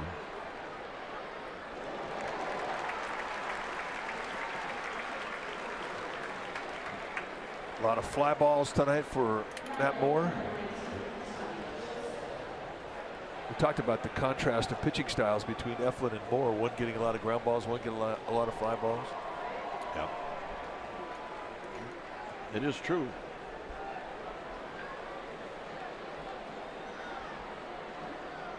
And in the ballparks that the two starters play in, it works for them. There's a strike. And if you talk to those guys, they'll tell you what they like about ballparks to pitch in. For Matt Moore, he'll tell you, I like right here. This is a good place for fly balls. Tough to hit the ball out. If you talk to Eflin, a sinker baller, he'll tell you, I don't like the ballparks that have fast infields or hard ground out in front of home plate. Swing. Ain't gonna miss. Nothing in 2. Rick Russell, who was a great pitcher and a teammate of mine in Chicago and here in San Francisco, he surprised me one day because I didn't think a sinker baller would ever like pitching on turf. And I asked him what his favorite ballpark was to pitch in because he was a sinker baller. He said, I like Three River Stadium, which was a fast track turf field. And I asked him, why do you like that? He says, because the dirt around home plate is so soft. They brought it up from McKechnie Field in Bradenton and they laid it out in front of home plate and it was so soft it was almost like sand. And ground balls would hit that stuff and just die. And sinker ballers loved it. He loved it.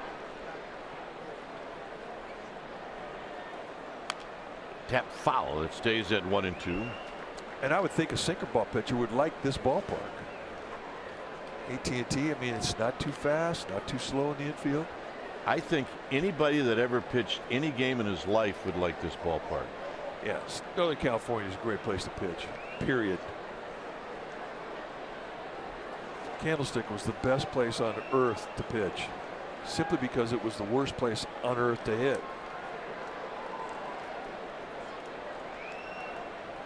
1-2 pitch coming up. On the ground, maybe 2. Yes, indeed.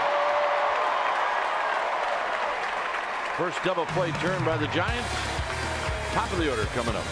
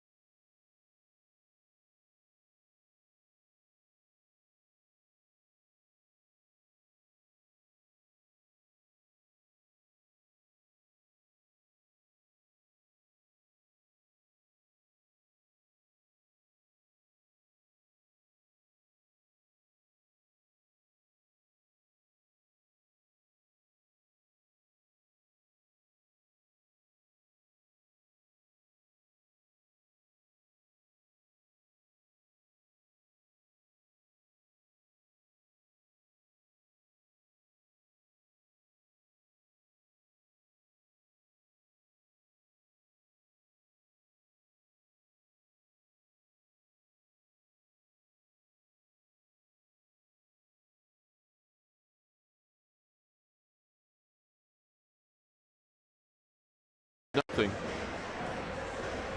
When it's time for a change, things speedy oil change and auto service. Your trusted oil change tune-up and smog experts. It's Justin Terrian on the mound.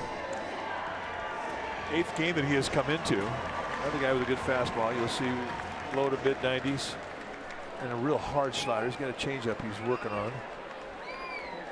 7 strikeouts and 7 1/3.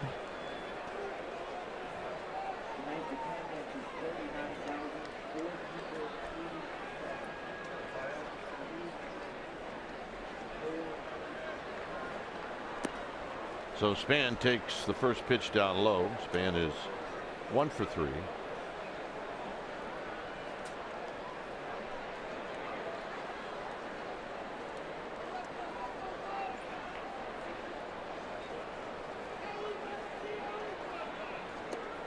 The only Giants hitter that is not rolled out to Hernandez is Ryder Jones. Everybody else has hit a ball to the Phillies second baseman. Up the middle. No chance. Nice play though. He's got to be having the time of his life out there. Yeah, he's really relaxed. He's having fun. Just too much speed from Denard Span, but I mean, hey, A for effort. Hernandez has a great arm. I mean, this is just a total off-balance throw, and he's going hard into left field. Little jump shot. Easy call for Gabe Morales, the first base umpire. Hunter Pence takes low. And watch Denard Span dig. What you call sniffing out a hit. 4-1 is Pence is 2 for 3 in this game with a home run. Jumps inside. It's 2 balls and no strikes.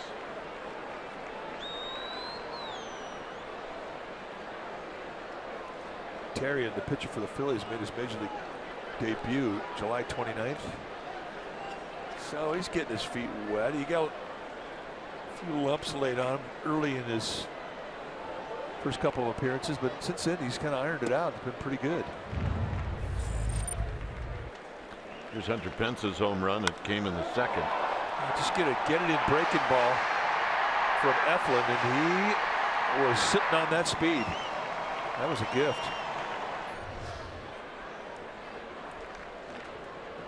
Pence taking all the way, takes a strike. It's 3-1.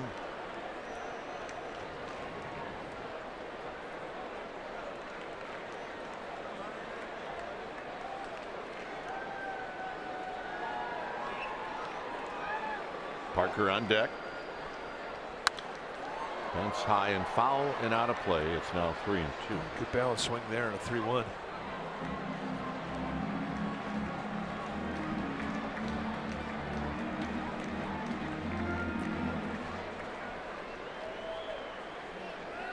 Johnny Cueto looking to get back to the active roster.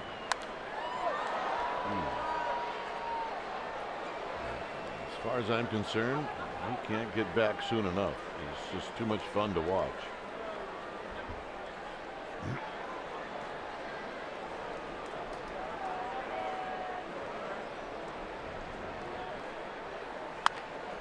Slowly hit.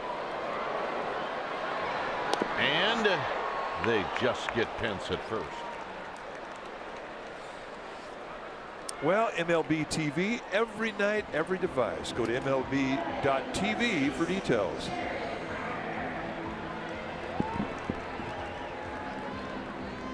"11 friends to the yard."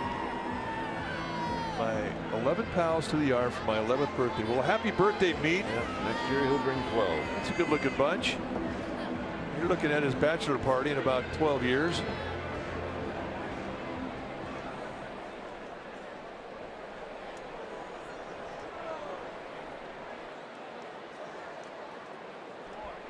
So here's Parker, who looks at a strike.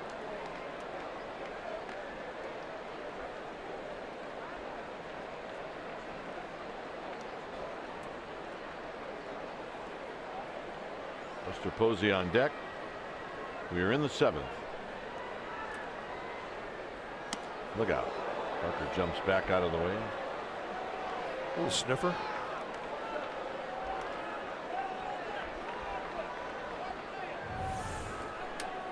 All right, where was it?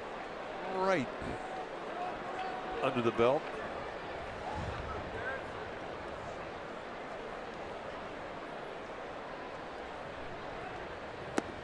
And Parker takes that fastball down low. 2 balls and 1 strike. Get an idea where the Phillies are trying to pitch him, though. They're trying to crowd him, stand on the hands. I mean, that's no big surprise. Parker, a tall hitter. He likes that ball middle away.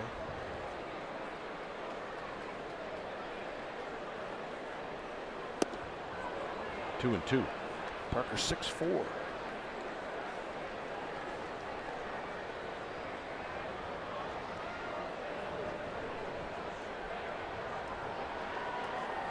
Mr. Posey on deck. Span with good speed at second. Giants lead 6-0.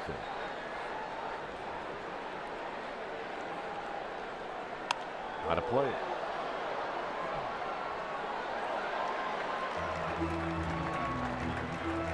Tending the garden, as Jeff Kent used to say. Jared Parker takes a swing and gets everything right in that batter's box before he gets back into it. Scrapes away any foot mark that he has.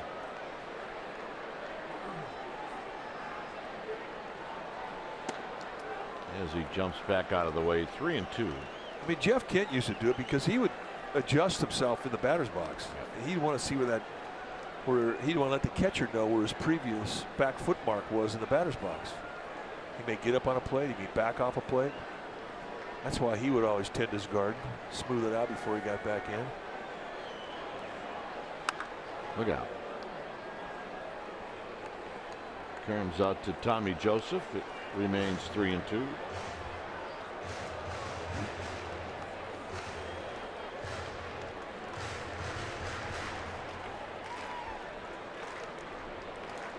Giants scored all of their runs in the first 3 innings. Fidgety. The hotter he gets, the more fidgety he gets. And that's rolled foul. Have you watched Parker just as he starts to just readjust the helmet, the hat, glove, pants, shoes, tap, tend the garden? I mean, he's just getting started. It's got to all get put back in place, and it's got to all feel right.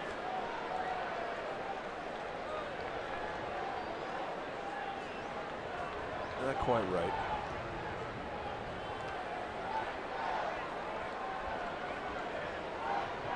Three and 2.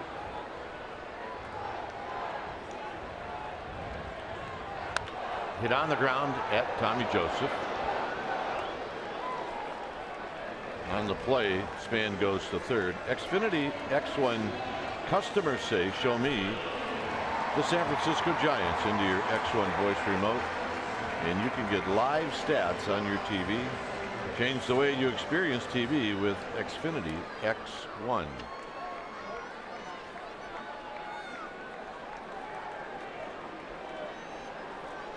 So here's Buster Posey. Buster doubled over the head of Hoskins in the 5th. Here he takes a strike.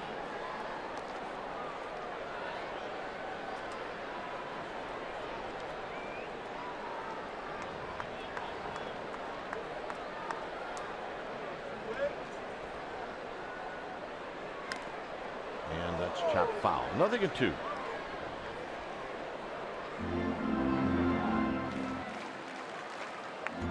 Alfaro goes out as a word. Pablo Sandoval on deck. Posey in conversation with Gary Cederstrom.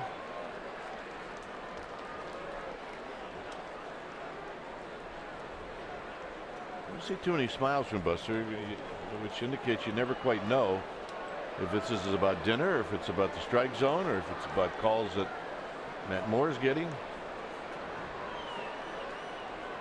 He doesn't leak much. Let's put it that way, body language wise. No, he doesn't.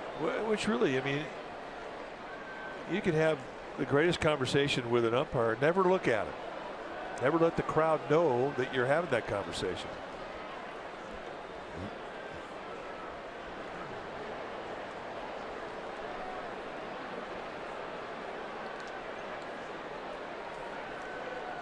One and two, Span at third. Got him, and that'll end the inning.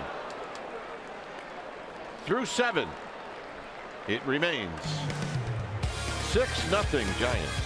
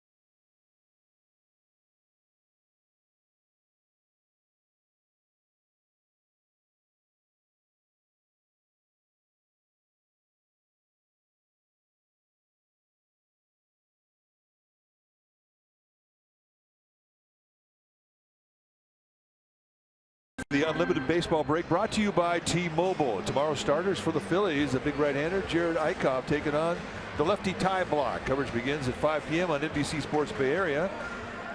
So join us if you would, and that's our Unlimited Baseball Break brought to you by T-Mobile. So Matt Moore to face the catcher Jorge Alfaro here in the 8th inning. 97 pitches for the Giants lefty. 3 walks, 4 strikeouts, and a base hit. I mean, that's twice now Alfaro's jumped on the first pitch. Yeah, this was the first hit and the only hit that Moore had given up until he faced Alfaro again.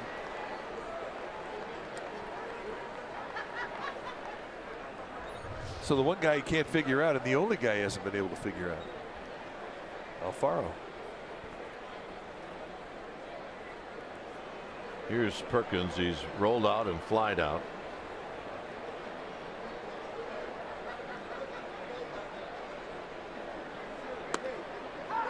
And a call strike. Next pitch will be 100 on the nose for Matt Moore. You know, he's pitched through a couple of leadoff walks in this game. First time they've had a leadoff base hit against him. But every time he has that, given the appearance he's a little bit out of whack, he's been able to correct it. Like the last inning. Leadoff walk, you know, down the count 2-0, and all of a sudden he corrects it. And those are things that a manager and a pitching coach want to see. And that pitch is left up high. Moore's last outing in Washington, 7 strong innings. Allowed a couple of runs, didn't walk anybody, struck out 9. And that's against a really good offense that the Nationals can throw at you. So the Giants wanted to see how he was going to follow it up, and he has certainly done a nice job tonight. Ryder Jones has a play on this one. Let's check in with Amy G. Amy? All right, gentlemen. Well, Sam Dyson has done a nice job since becoming a San Francisco Giant. Recorded another save last night, and I spent some time with Ty Block. He talked to me about Sam. He said not only has it been fun to learn from him, he's been a great teammate. He talked about him a little bit, said he's got a tremendous attitude, a different vibe, described him as quirky, but that he gets along with everyone. He also said that he doesn't show a lot of emotion on the mound, which he believes adds to his intimidation factor and his ability to focus on what he can control and trusting in his stuff. And he said, don't mistake not showing a lot of emotion for having a lot of fire inside. Describes Sam Dyson as very competitive. A good addition, guys. Yeah, good addition. Yeah, indeed. And he will be back next year. Pedro Florimon is the pinch hitter, and he's going to take a pitch inside. It's 1 ball and no strikes.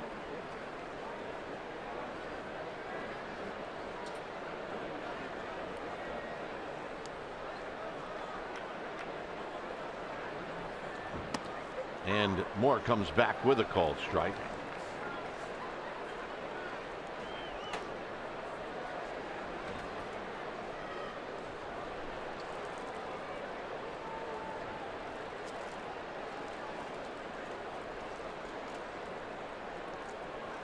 Swinging a foul, headed down into the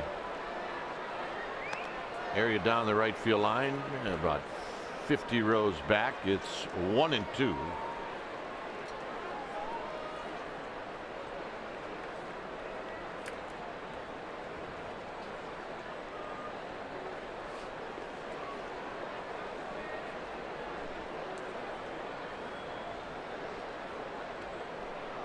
On the ground, foul right behind Juan Samuel.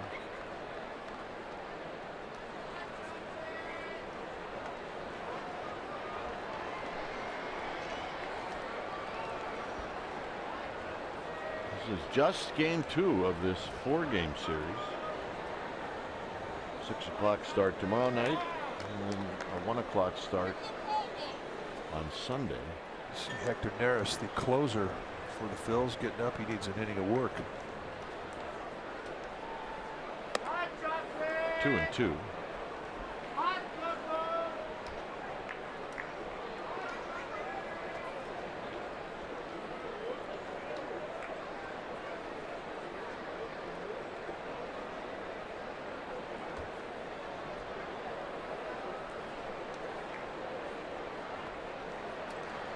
Two balls, 2 strikes. Very close. 3-2. Good changeup though.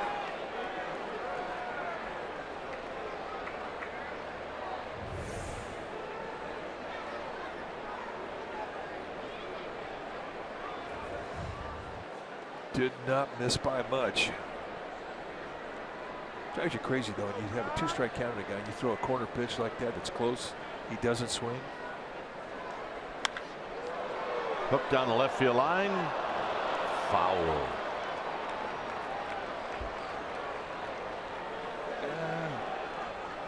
For a long time this year, that's a fair ball. Yep. When you're not going good, breaks going against you, that's a fair ball. And that guy, he's leaving the ballpark. He interfered with a ball in play. Tonight, it's foul ball and a souvenir. How things can change. Semi-nice play. Hey, he got the ball. It made her happy.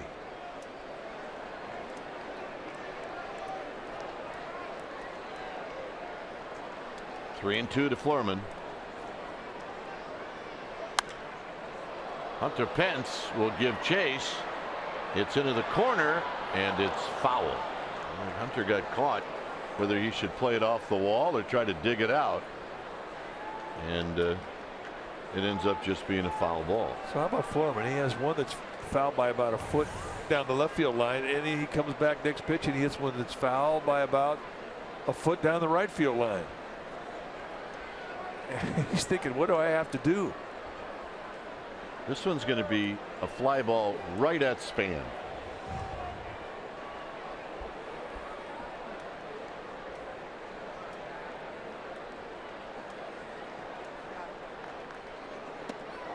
And that pitch wasn't close, so that's ball 4. That's going to be it. There's Bochy's coming out. Skipper was going to give Matt Moore a chance to walk off, maybe with a double play ball, but it didn't happen. And the fans already going to acknowledge what a nice outing it's been tonight for Matt Moore. And he hasn't had many of these walk-offs this year, so hopefully he's going to enjoy this. When it's time for a change, think Speedy Oil Change and Auto Service, your trusted oil change tune-up and smog experts.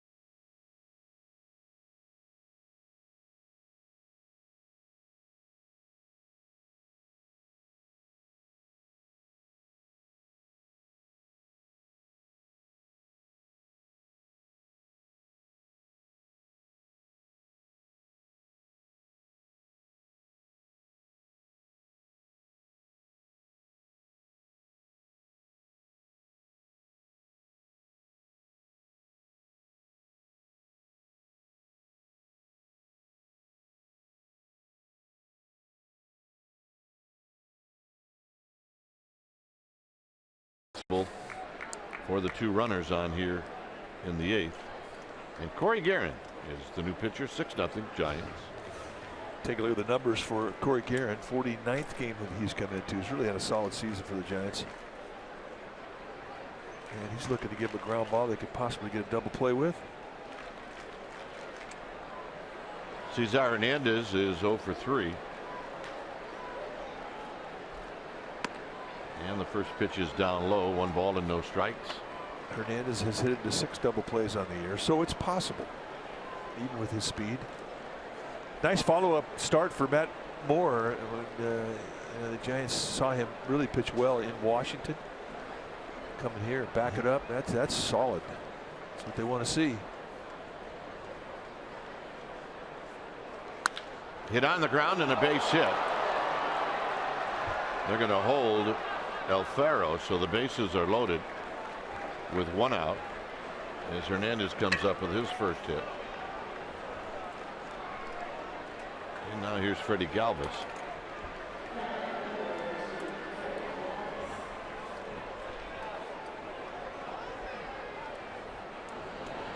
Josh Osich. This is one where you don't want to let the Phillies think that they can come back.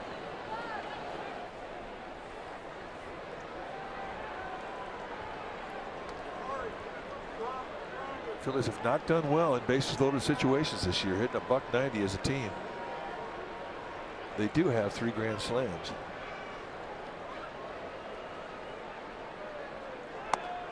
And a strike. And it's 0-1. The fact that the Phillies came into this Giants series and they were ranked last in the National League in runs scored is kind of mind-blowing when you consider where they play.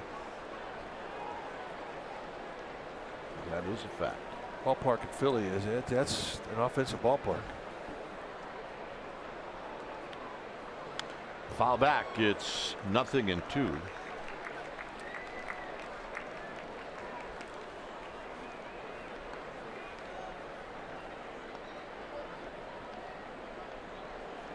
Phillies' current rankings, batting average, they rank 14th, runs per game 14th, home runs 13th. That's a surprise. Their ballpark's a home run haven. Stolen bases, earned run average just explains their record.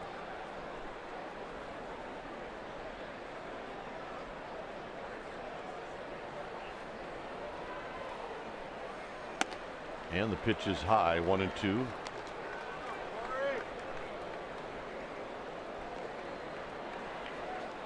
So Matt Moore watching.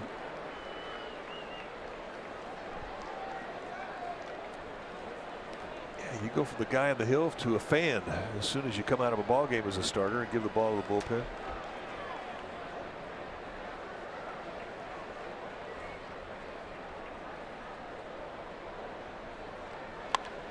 And a little pop-up. This could be trouble, and it falls. And now they're going to run for a while. So 2 runs score. It's 6-2. Boy, a perfect Texas leaguer. Parker coming in hard. Just got the tip of his glove on it. And he was shaking his head going back to his position, thinking he probably could have made that play. It would have been a brilliant play. But the Phillies making it interesting. And here comes Bruce Bochy. So here comes Osich. It's 6-2. We'll be back.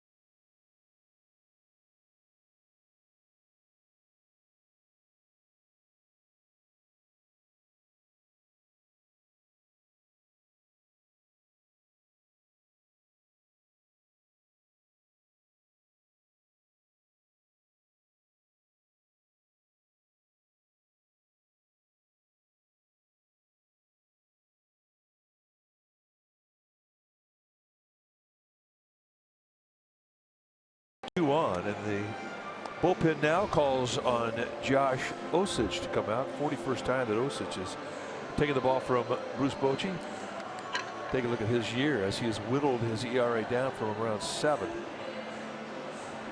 He's had a kind of an early rough start, then he really smoothed it out. Came up with another couple of pitches. He's a 4-pitch guy now. Mid to high 90s of the fastball, curveball, slider, and a changeup.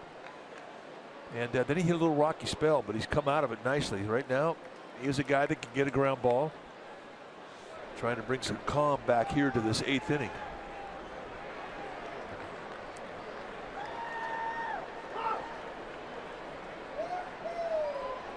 And the first pitch to Williams is a swing and a miss. So Williams thinking, I'm going to get a fastball on the first pitch, and I'm going to take a good, healthy hack at it.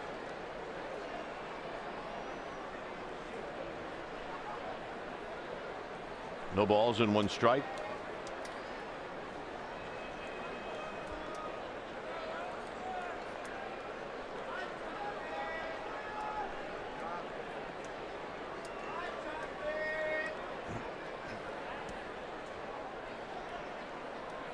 The look to second, and Williams swings at that hard curveball. It's 0-2. Well, he's having a conversation with himself in the batter's box now, taking a little walk.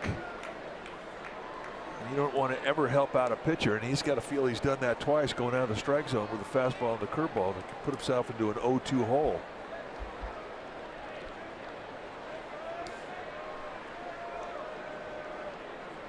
Oh, 2.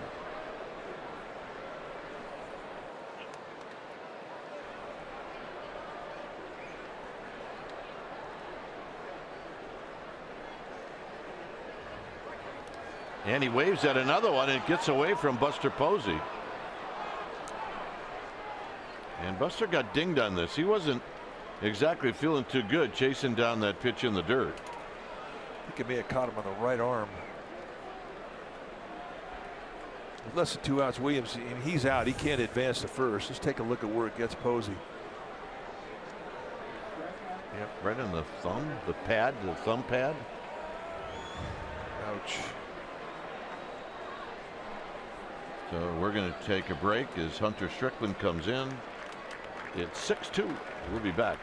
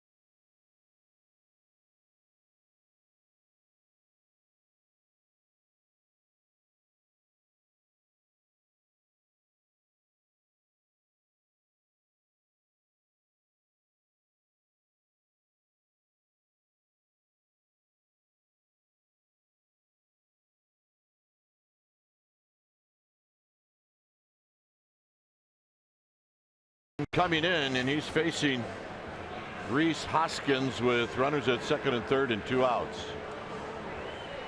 Take a look at the numbers for Strickland. 53rd time he's come in. Good ones. He's had a solid season. A real clean inning last night. He pitched a 1-2-3 inning with a couple of strikeouts. Really starting to show more of a curveball and a changeup to go with the power fastball and slider combination.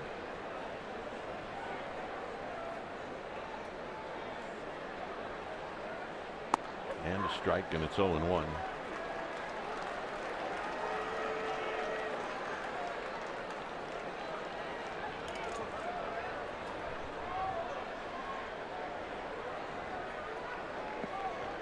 Hernandez at third, Galvis at second.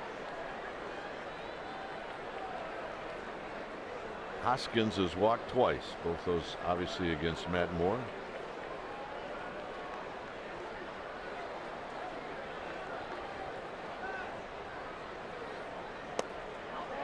Started to go, but held up. 1 ball and 1 strike.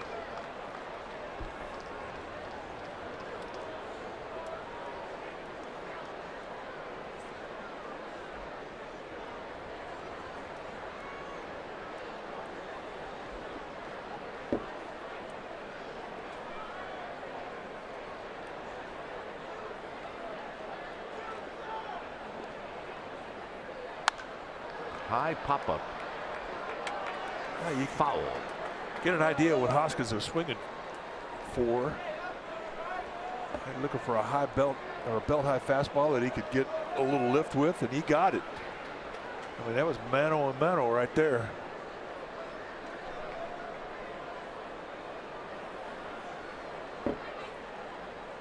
One and two. Mano y mano is not quite as macho as mano y mano, but it's close. It is. Yeah, I agree.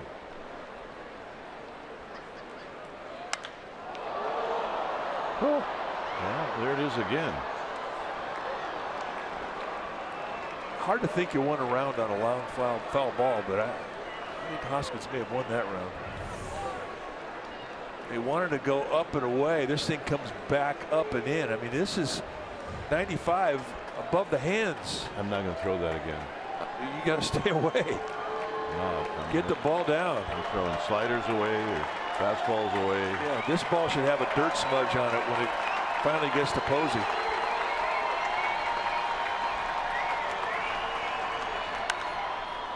Out to Hunter Pence.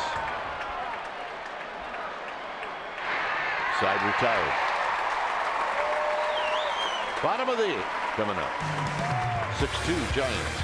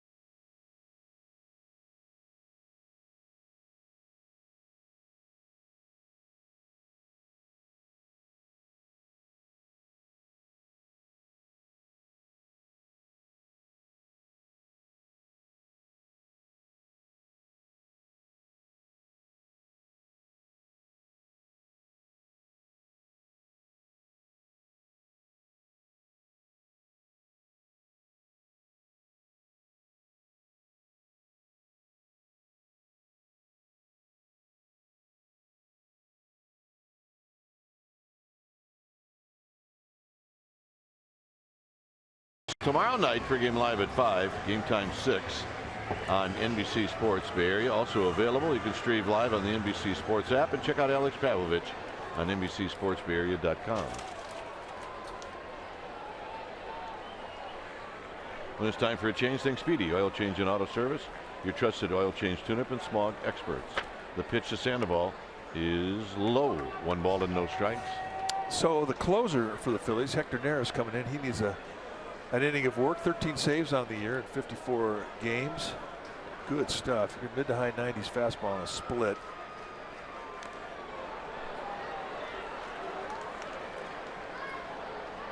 Sandoval is 1 for 2. By the way, at the yard tonight was Bruce Jenkins. It was great to see him. It's been a while since he's been here. I know he tracked you down for a while. Came in and said hello. We had a nice chat. And a base hit for Sandoval. Oh, the hanger. That was 2 times he's gone down with balls just above the dirt for base hits tonight. And you talk about the power split from Neris. That's it.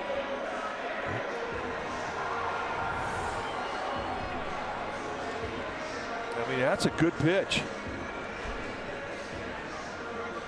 Sandoval just going down, going right back up the middle.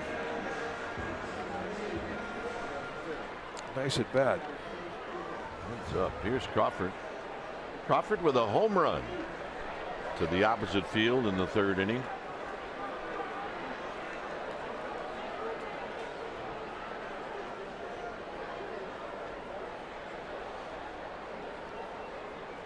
And he takes low.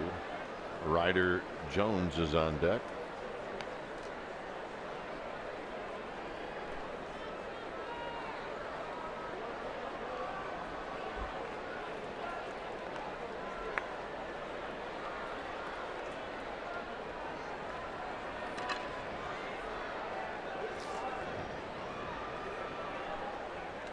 Swing. Ain't gonna miss.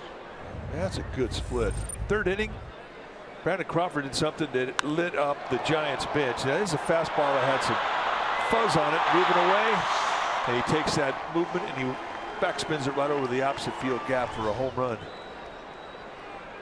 And for a guy who had a little bit of a slump trying to find his swing there the last week, you got to think he's feeling good about his hack right now. Hit well into center field. On the move is Williams. Still on the move. Off the bottom of the wall. And here comes Sandoval. They're going to stop him at 3rd. Crawford with a double. And he went down and beat a pretty good pitch.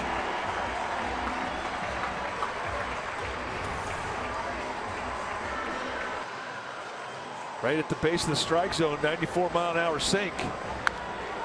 And you go down there and beat that type of location, and you backspin the ball off the wall in center, you're locked in. And watch Sandoval. He's got to make sure this ball doesn't get caught. You can't get doubled off. So he was not able to score. That run, by the way, hasn't changed over the last 8 years. No. That's a style all its own. Ryder Jones will hit with the infield in. It's the style that earned him a nickname. Left-handed. There's a call strike. So here's Hector Neris, who is out there because he needs some work. See it happen all the time. Second and third, nobody out.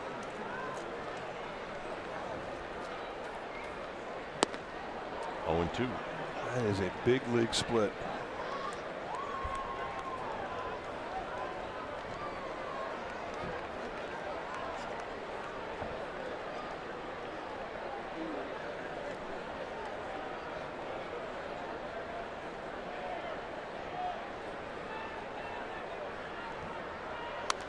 And a little pop-up out of play.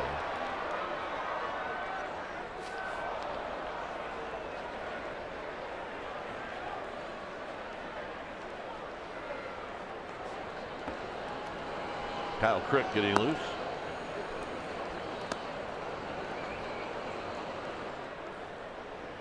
I just saw pop out of the dugout and pick up that foul ball. Who? Gino Tolucci. Really? Yep. And when he bent over to pick it up, he looked just like a ball dude. The ultimate compliment. Now timeout is called. Gino Tolucci is a vice president in charge of baseball ballpark operations here. Been with the Giants for a long time. I bet it's close to 30 years. 36th. There's Gino.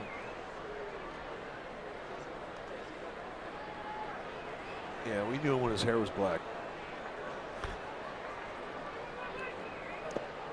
Jones strikes out.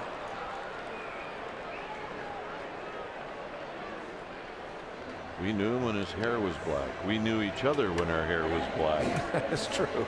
Hey, it happens. So here's Kelby Tomlinson.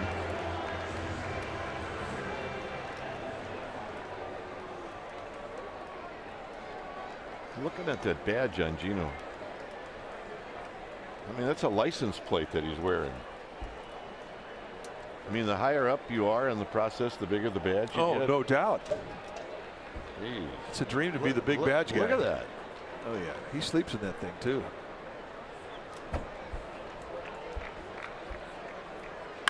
On the ground and a base hit. Here comes Sandoval. Neris is looking at Franco or somebody like, you need to catch that ball.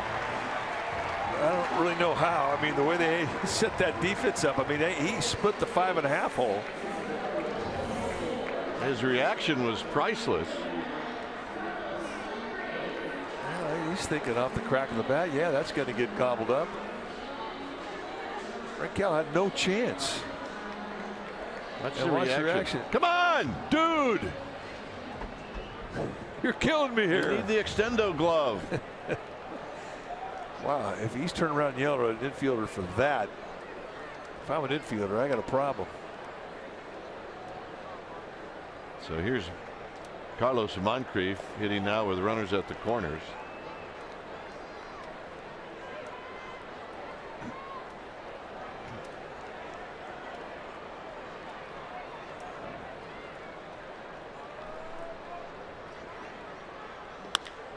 Moncrief doesn't wait around as he fouls it down the left field line and out of play.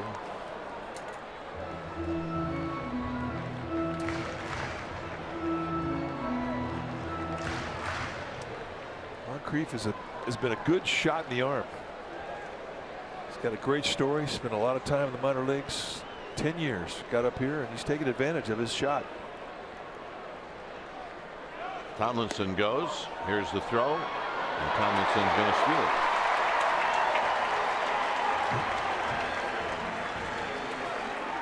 Now that base was stolen off of Neris, the pitcher. See, that's why you never yell at an infielder, because right now an infielder can yell at him. Or the catcher, right? Yeah. I mean, you don't have to give Alfaro, the catcher for the Phillies, a whole lot of help. He's got a cannon.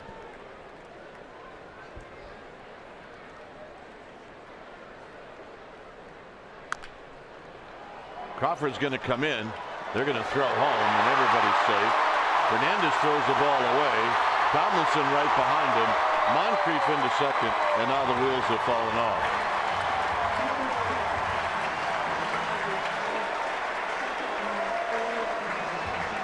So both runs score.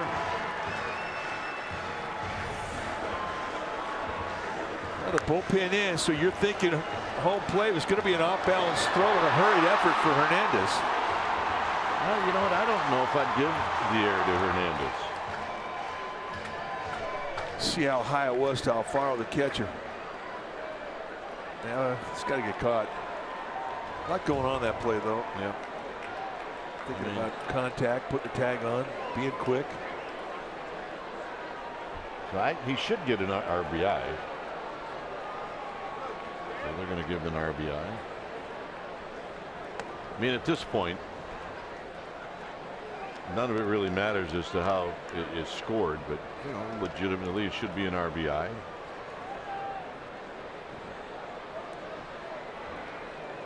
Alfaro's trying to pull down a high throw, so that's why he missed it.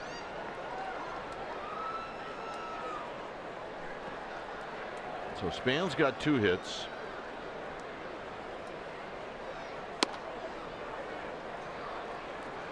Neris is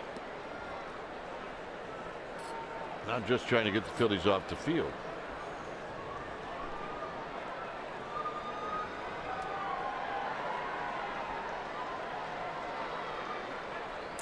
You can see Hundley is getting ready to hit in case Posey's spot comes up. And it's 3-0. And now it's not going to be Hunter Pence. As the ball squirts away and rolls past the on-deck circle.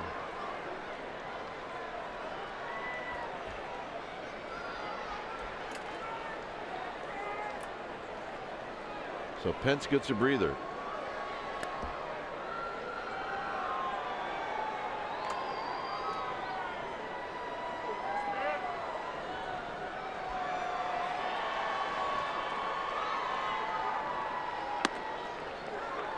And a strike. 3-1.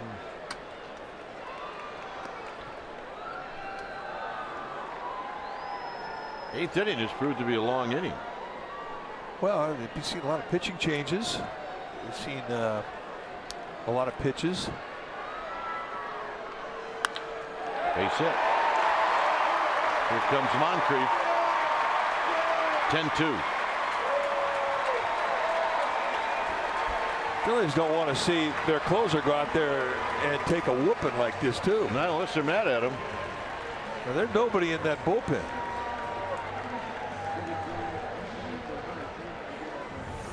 It's a 3-hit night for Denard Span. Very, very calm upper body. Head stays very still.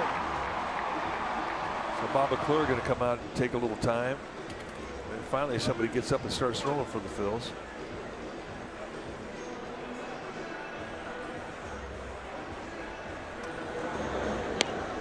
That's Ricardo Pinto.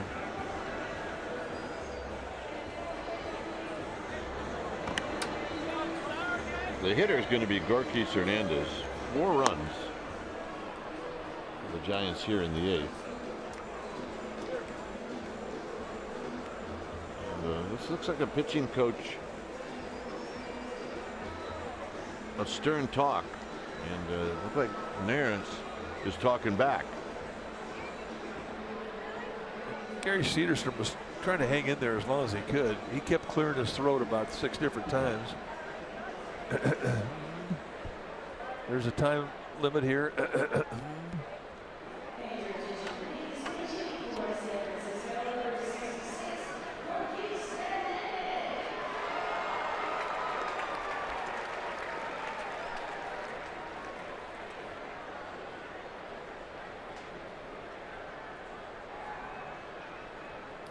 So here's Gorky Hernandez,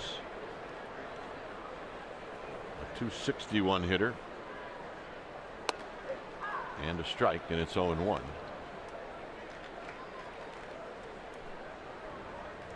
(10-2) here in the 8th.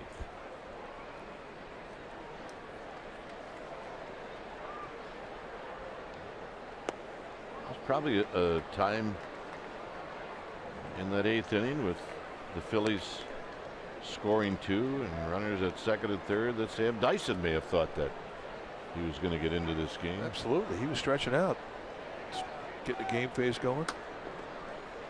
Not going to be the case.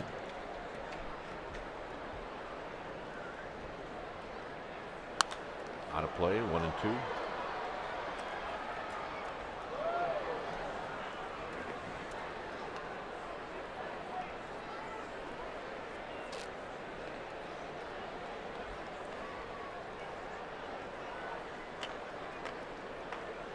After seeing Gino Tolucci go out and get that ball,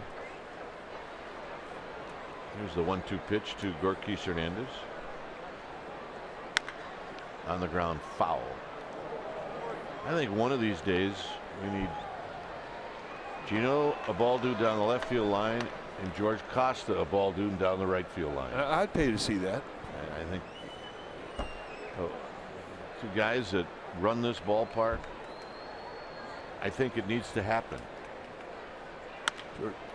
Up the middle, and that's a much needed double play for Hector Neris. Should we work on that? Yeah.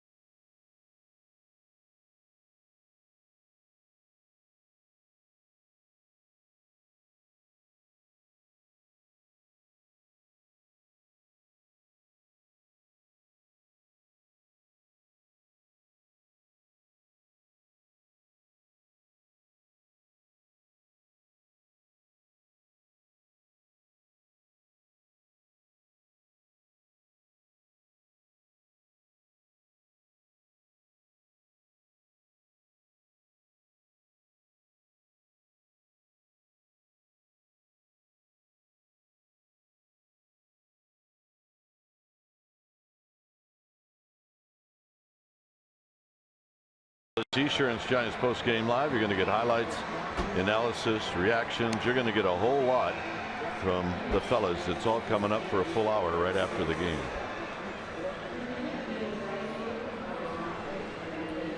We have many changes for you, including that guy right there, Kyle Crick. And he has been a good story for the Giants since he's been called up. This will be the 16th appearance. You can see the ERA 2.79, 17 strikeouts in 19 1/3.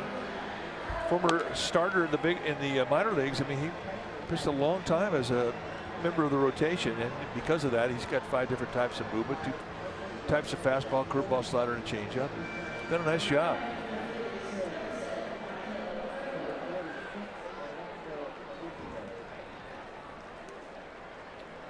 So it's Crick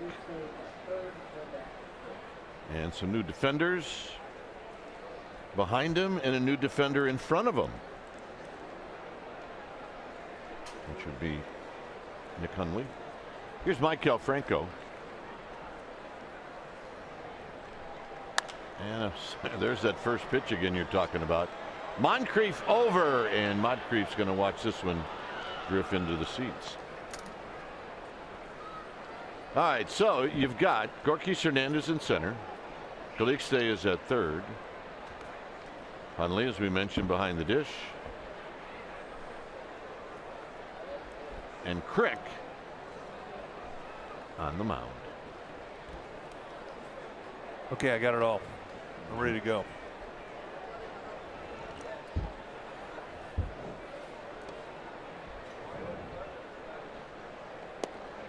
Half swing, nothing in 2. Curveball. First time he's ever seen Crick. First time he's ever seen Crick's curveball.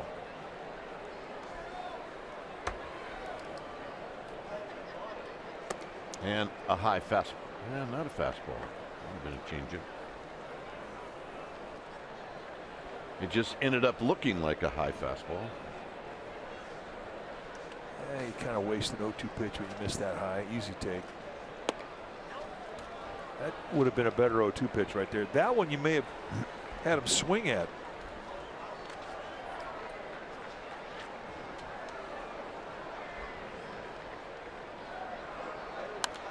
And a pop-up out of play.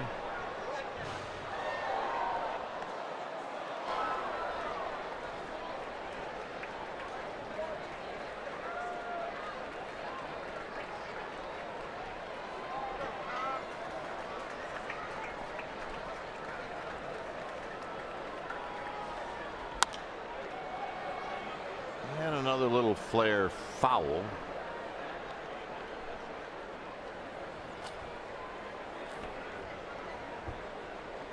Two runs on 4 hits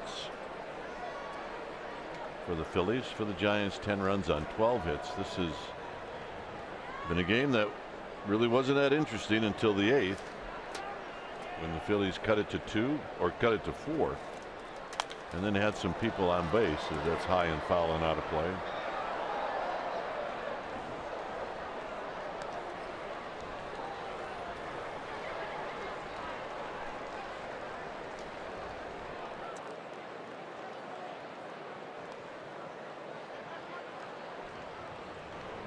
Two and 2.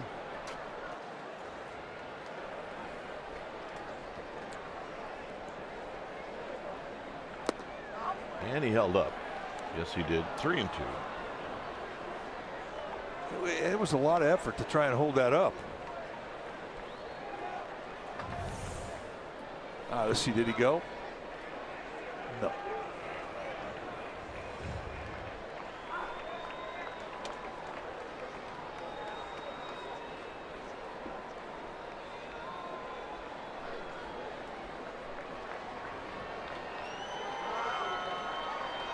Three-two pitch. Tapped right back to where it came from. Well, nice shot.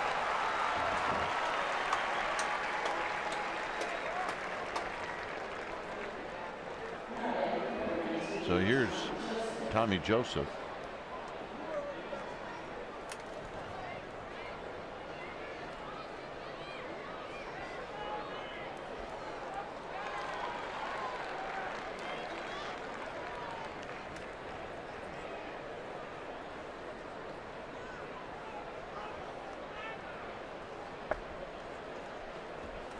Tommy Joseph takes a called strike. Take it all the way. Down 8 runs. I mean, that's what you're told walking out of the dugout. Take a pitch or take a strike, which could be a number of pitches. Foul back. So it's now 0-2.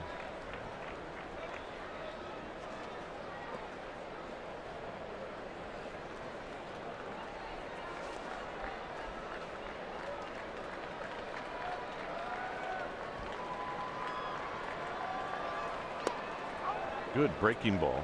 And a good 0-2 pitch. I mean, that's where you want to throw that thing. Yeah, actually a good take.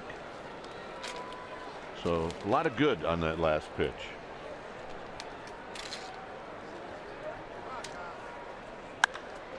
Hit into center field. Hernandez has got a beat on it.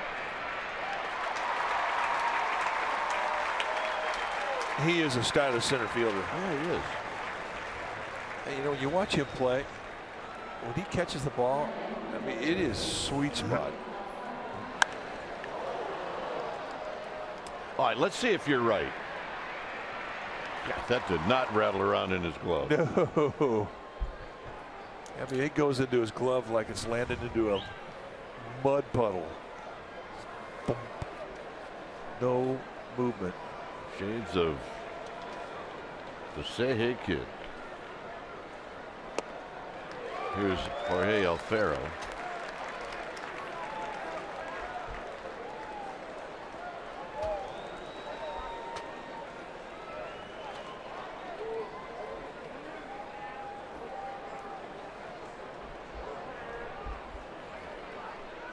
Alfaro's got 2 of the 4 Philly hits. There's a pretty healthy rip. It's 0-2. Mr. Pence had a good night. His 11th home run of the season.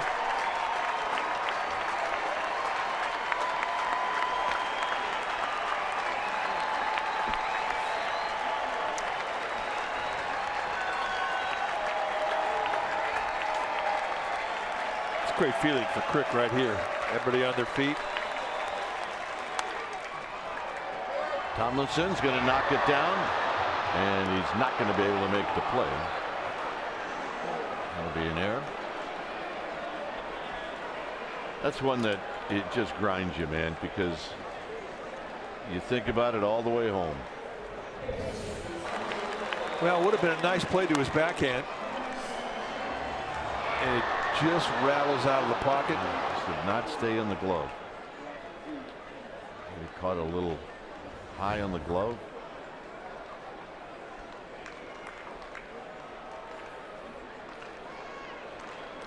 Yep. So here's Kim. Kim is the pinch hitter. And he fouls it back. Tomlinson had the look on his face where he was going to think about that for a while. Oh. It wears on you.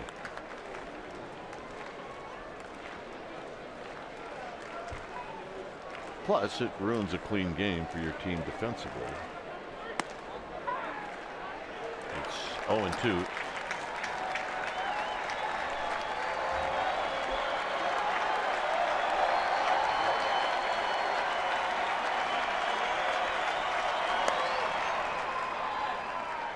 So moving down to second base is Alfaro.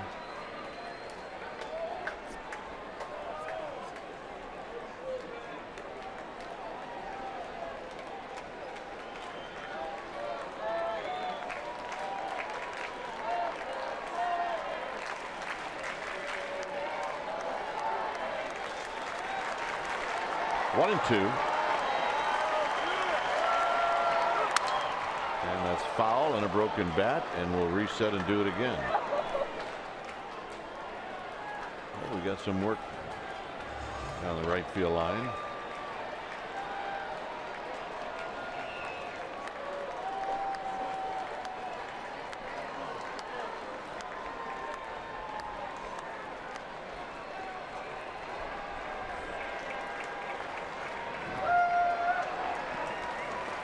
At one time, 39,487.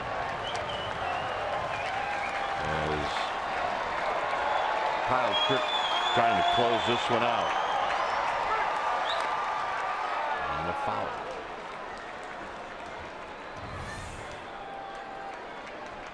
Well, he waited a long time, and he got a ball. And how about that scene? He got a hug from Mom. I don't know what's a bigger deal.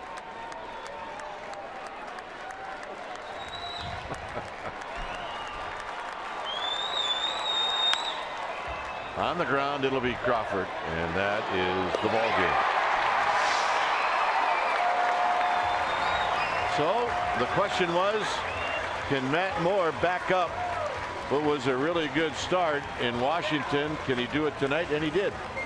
He was fantastic, and I think he pitched through a couple of leadoff walks, and I think he has to feel like he's really made great strides in evening out his rhythm And more important, his confidence now. They look to have a good follow-up outing tonight. He gave it to him. Big win for Matt Moore. And the Giants scored 10 runs on 12 hits. So the final score here at AT&T Park on this Friday night, the Phillies get beat by the Giants. Giants 10, Phillies 2. Stay tuned. Esurance Giants postgame live starts right now.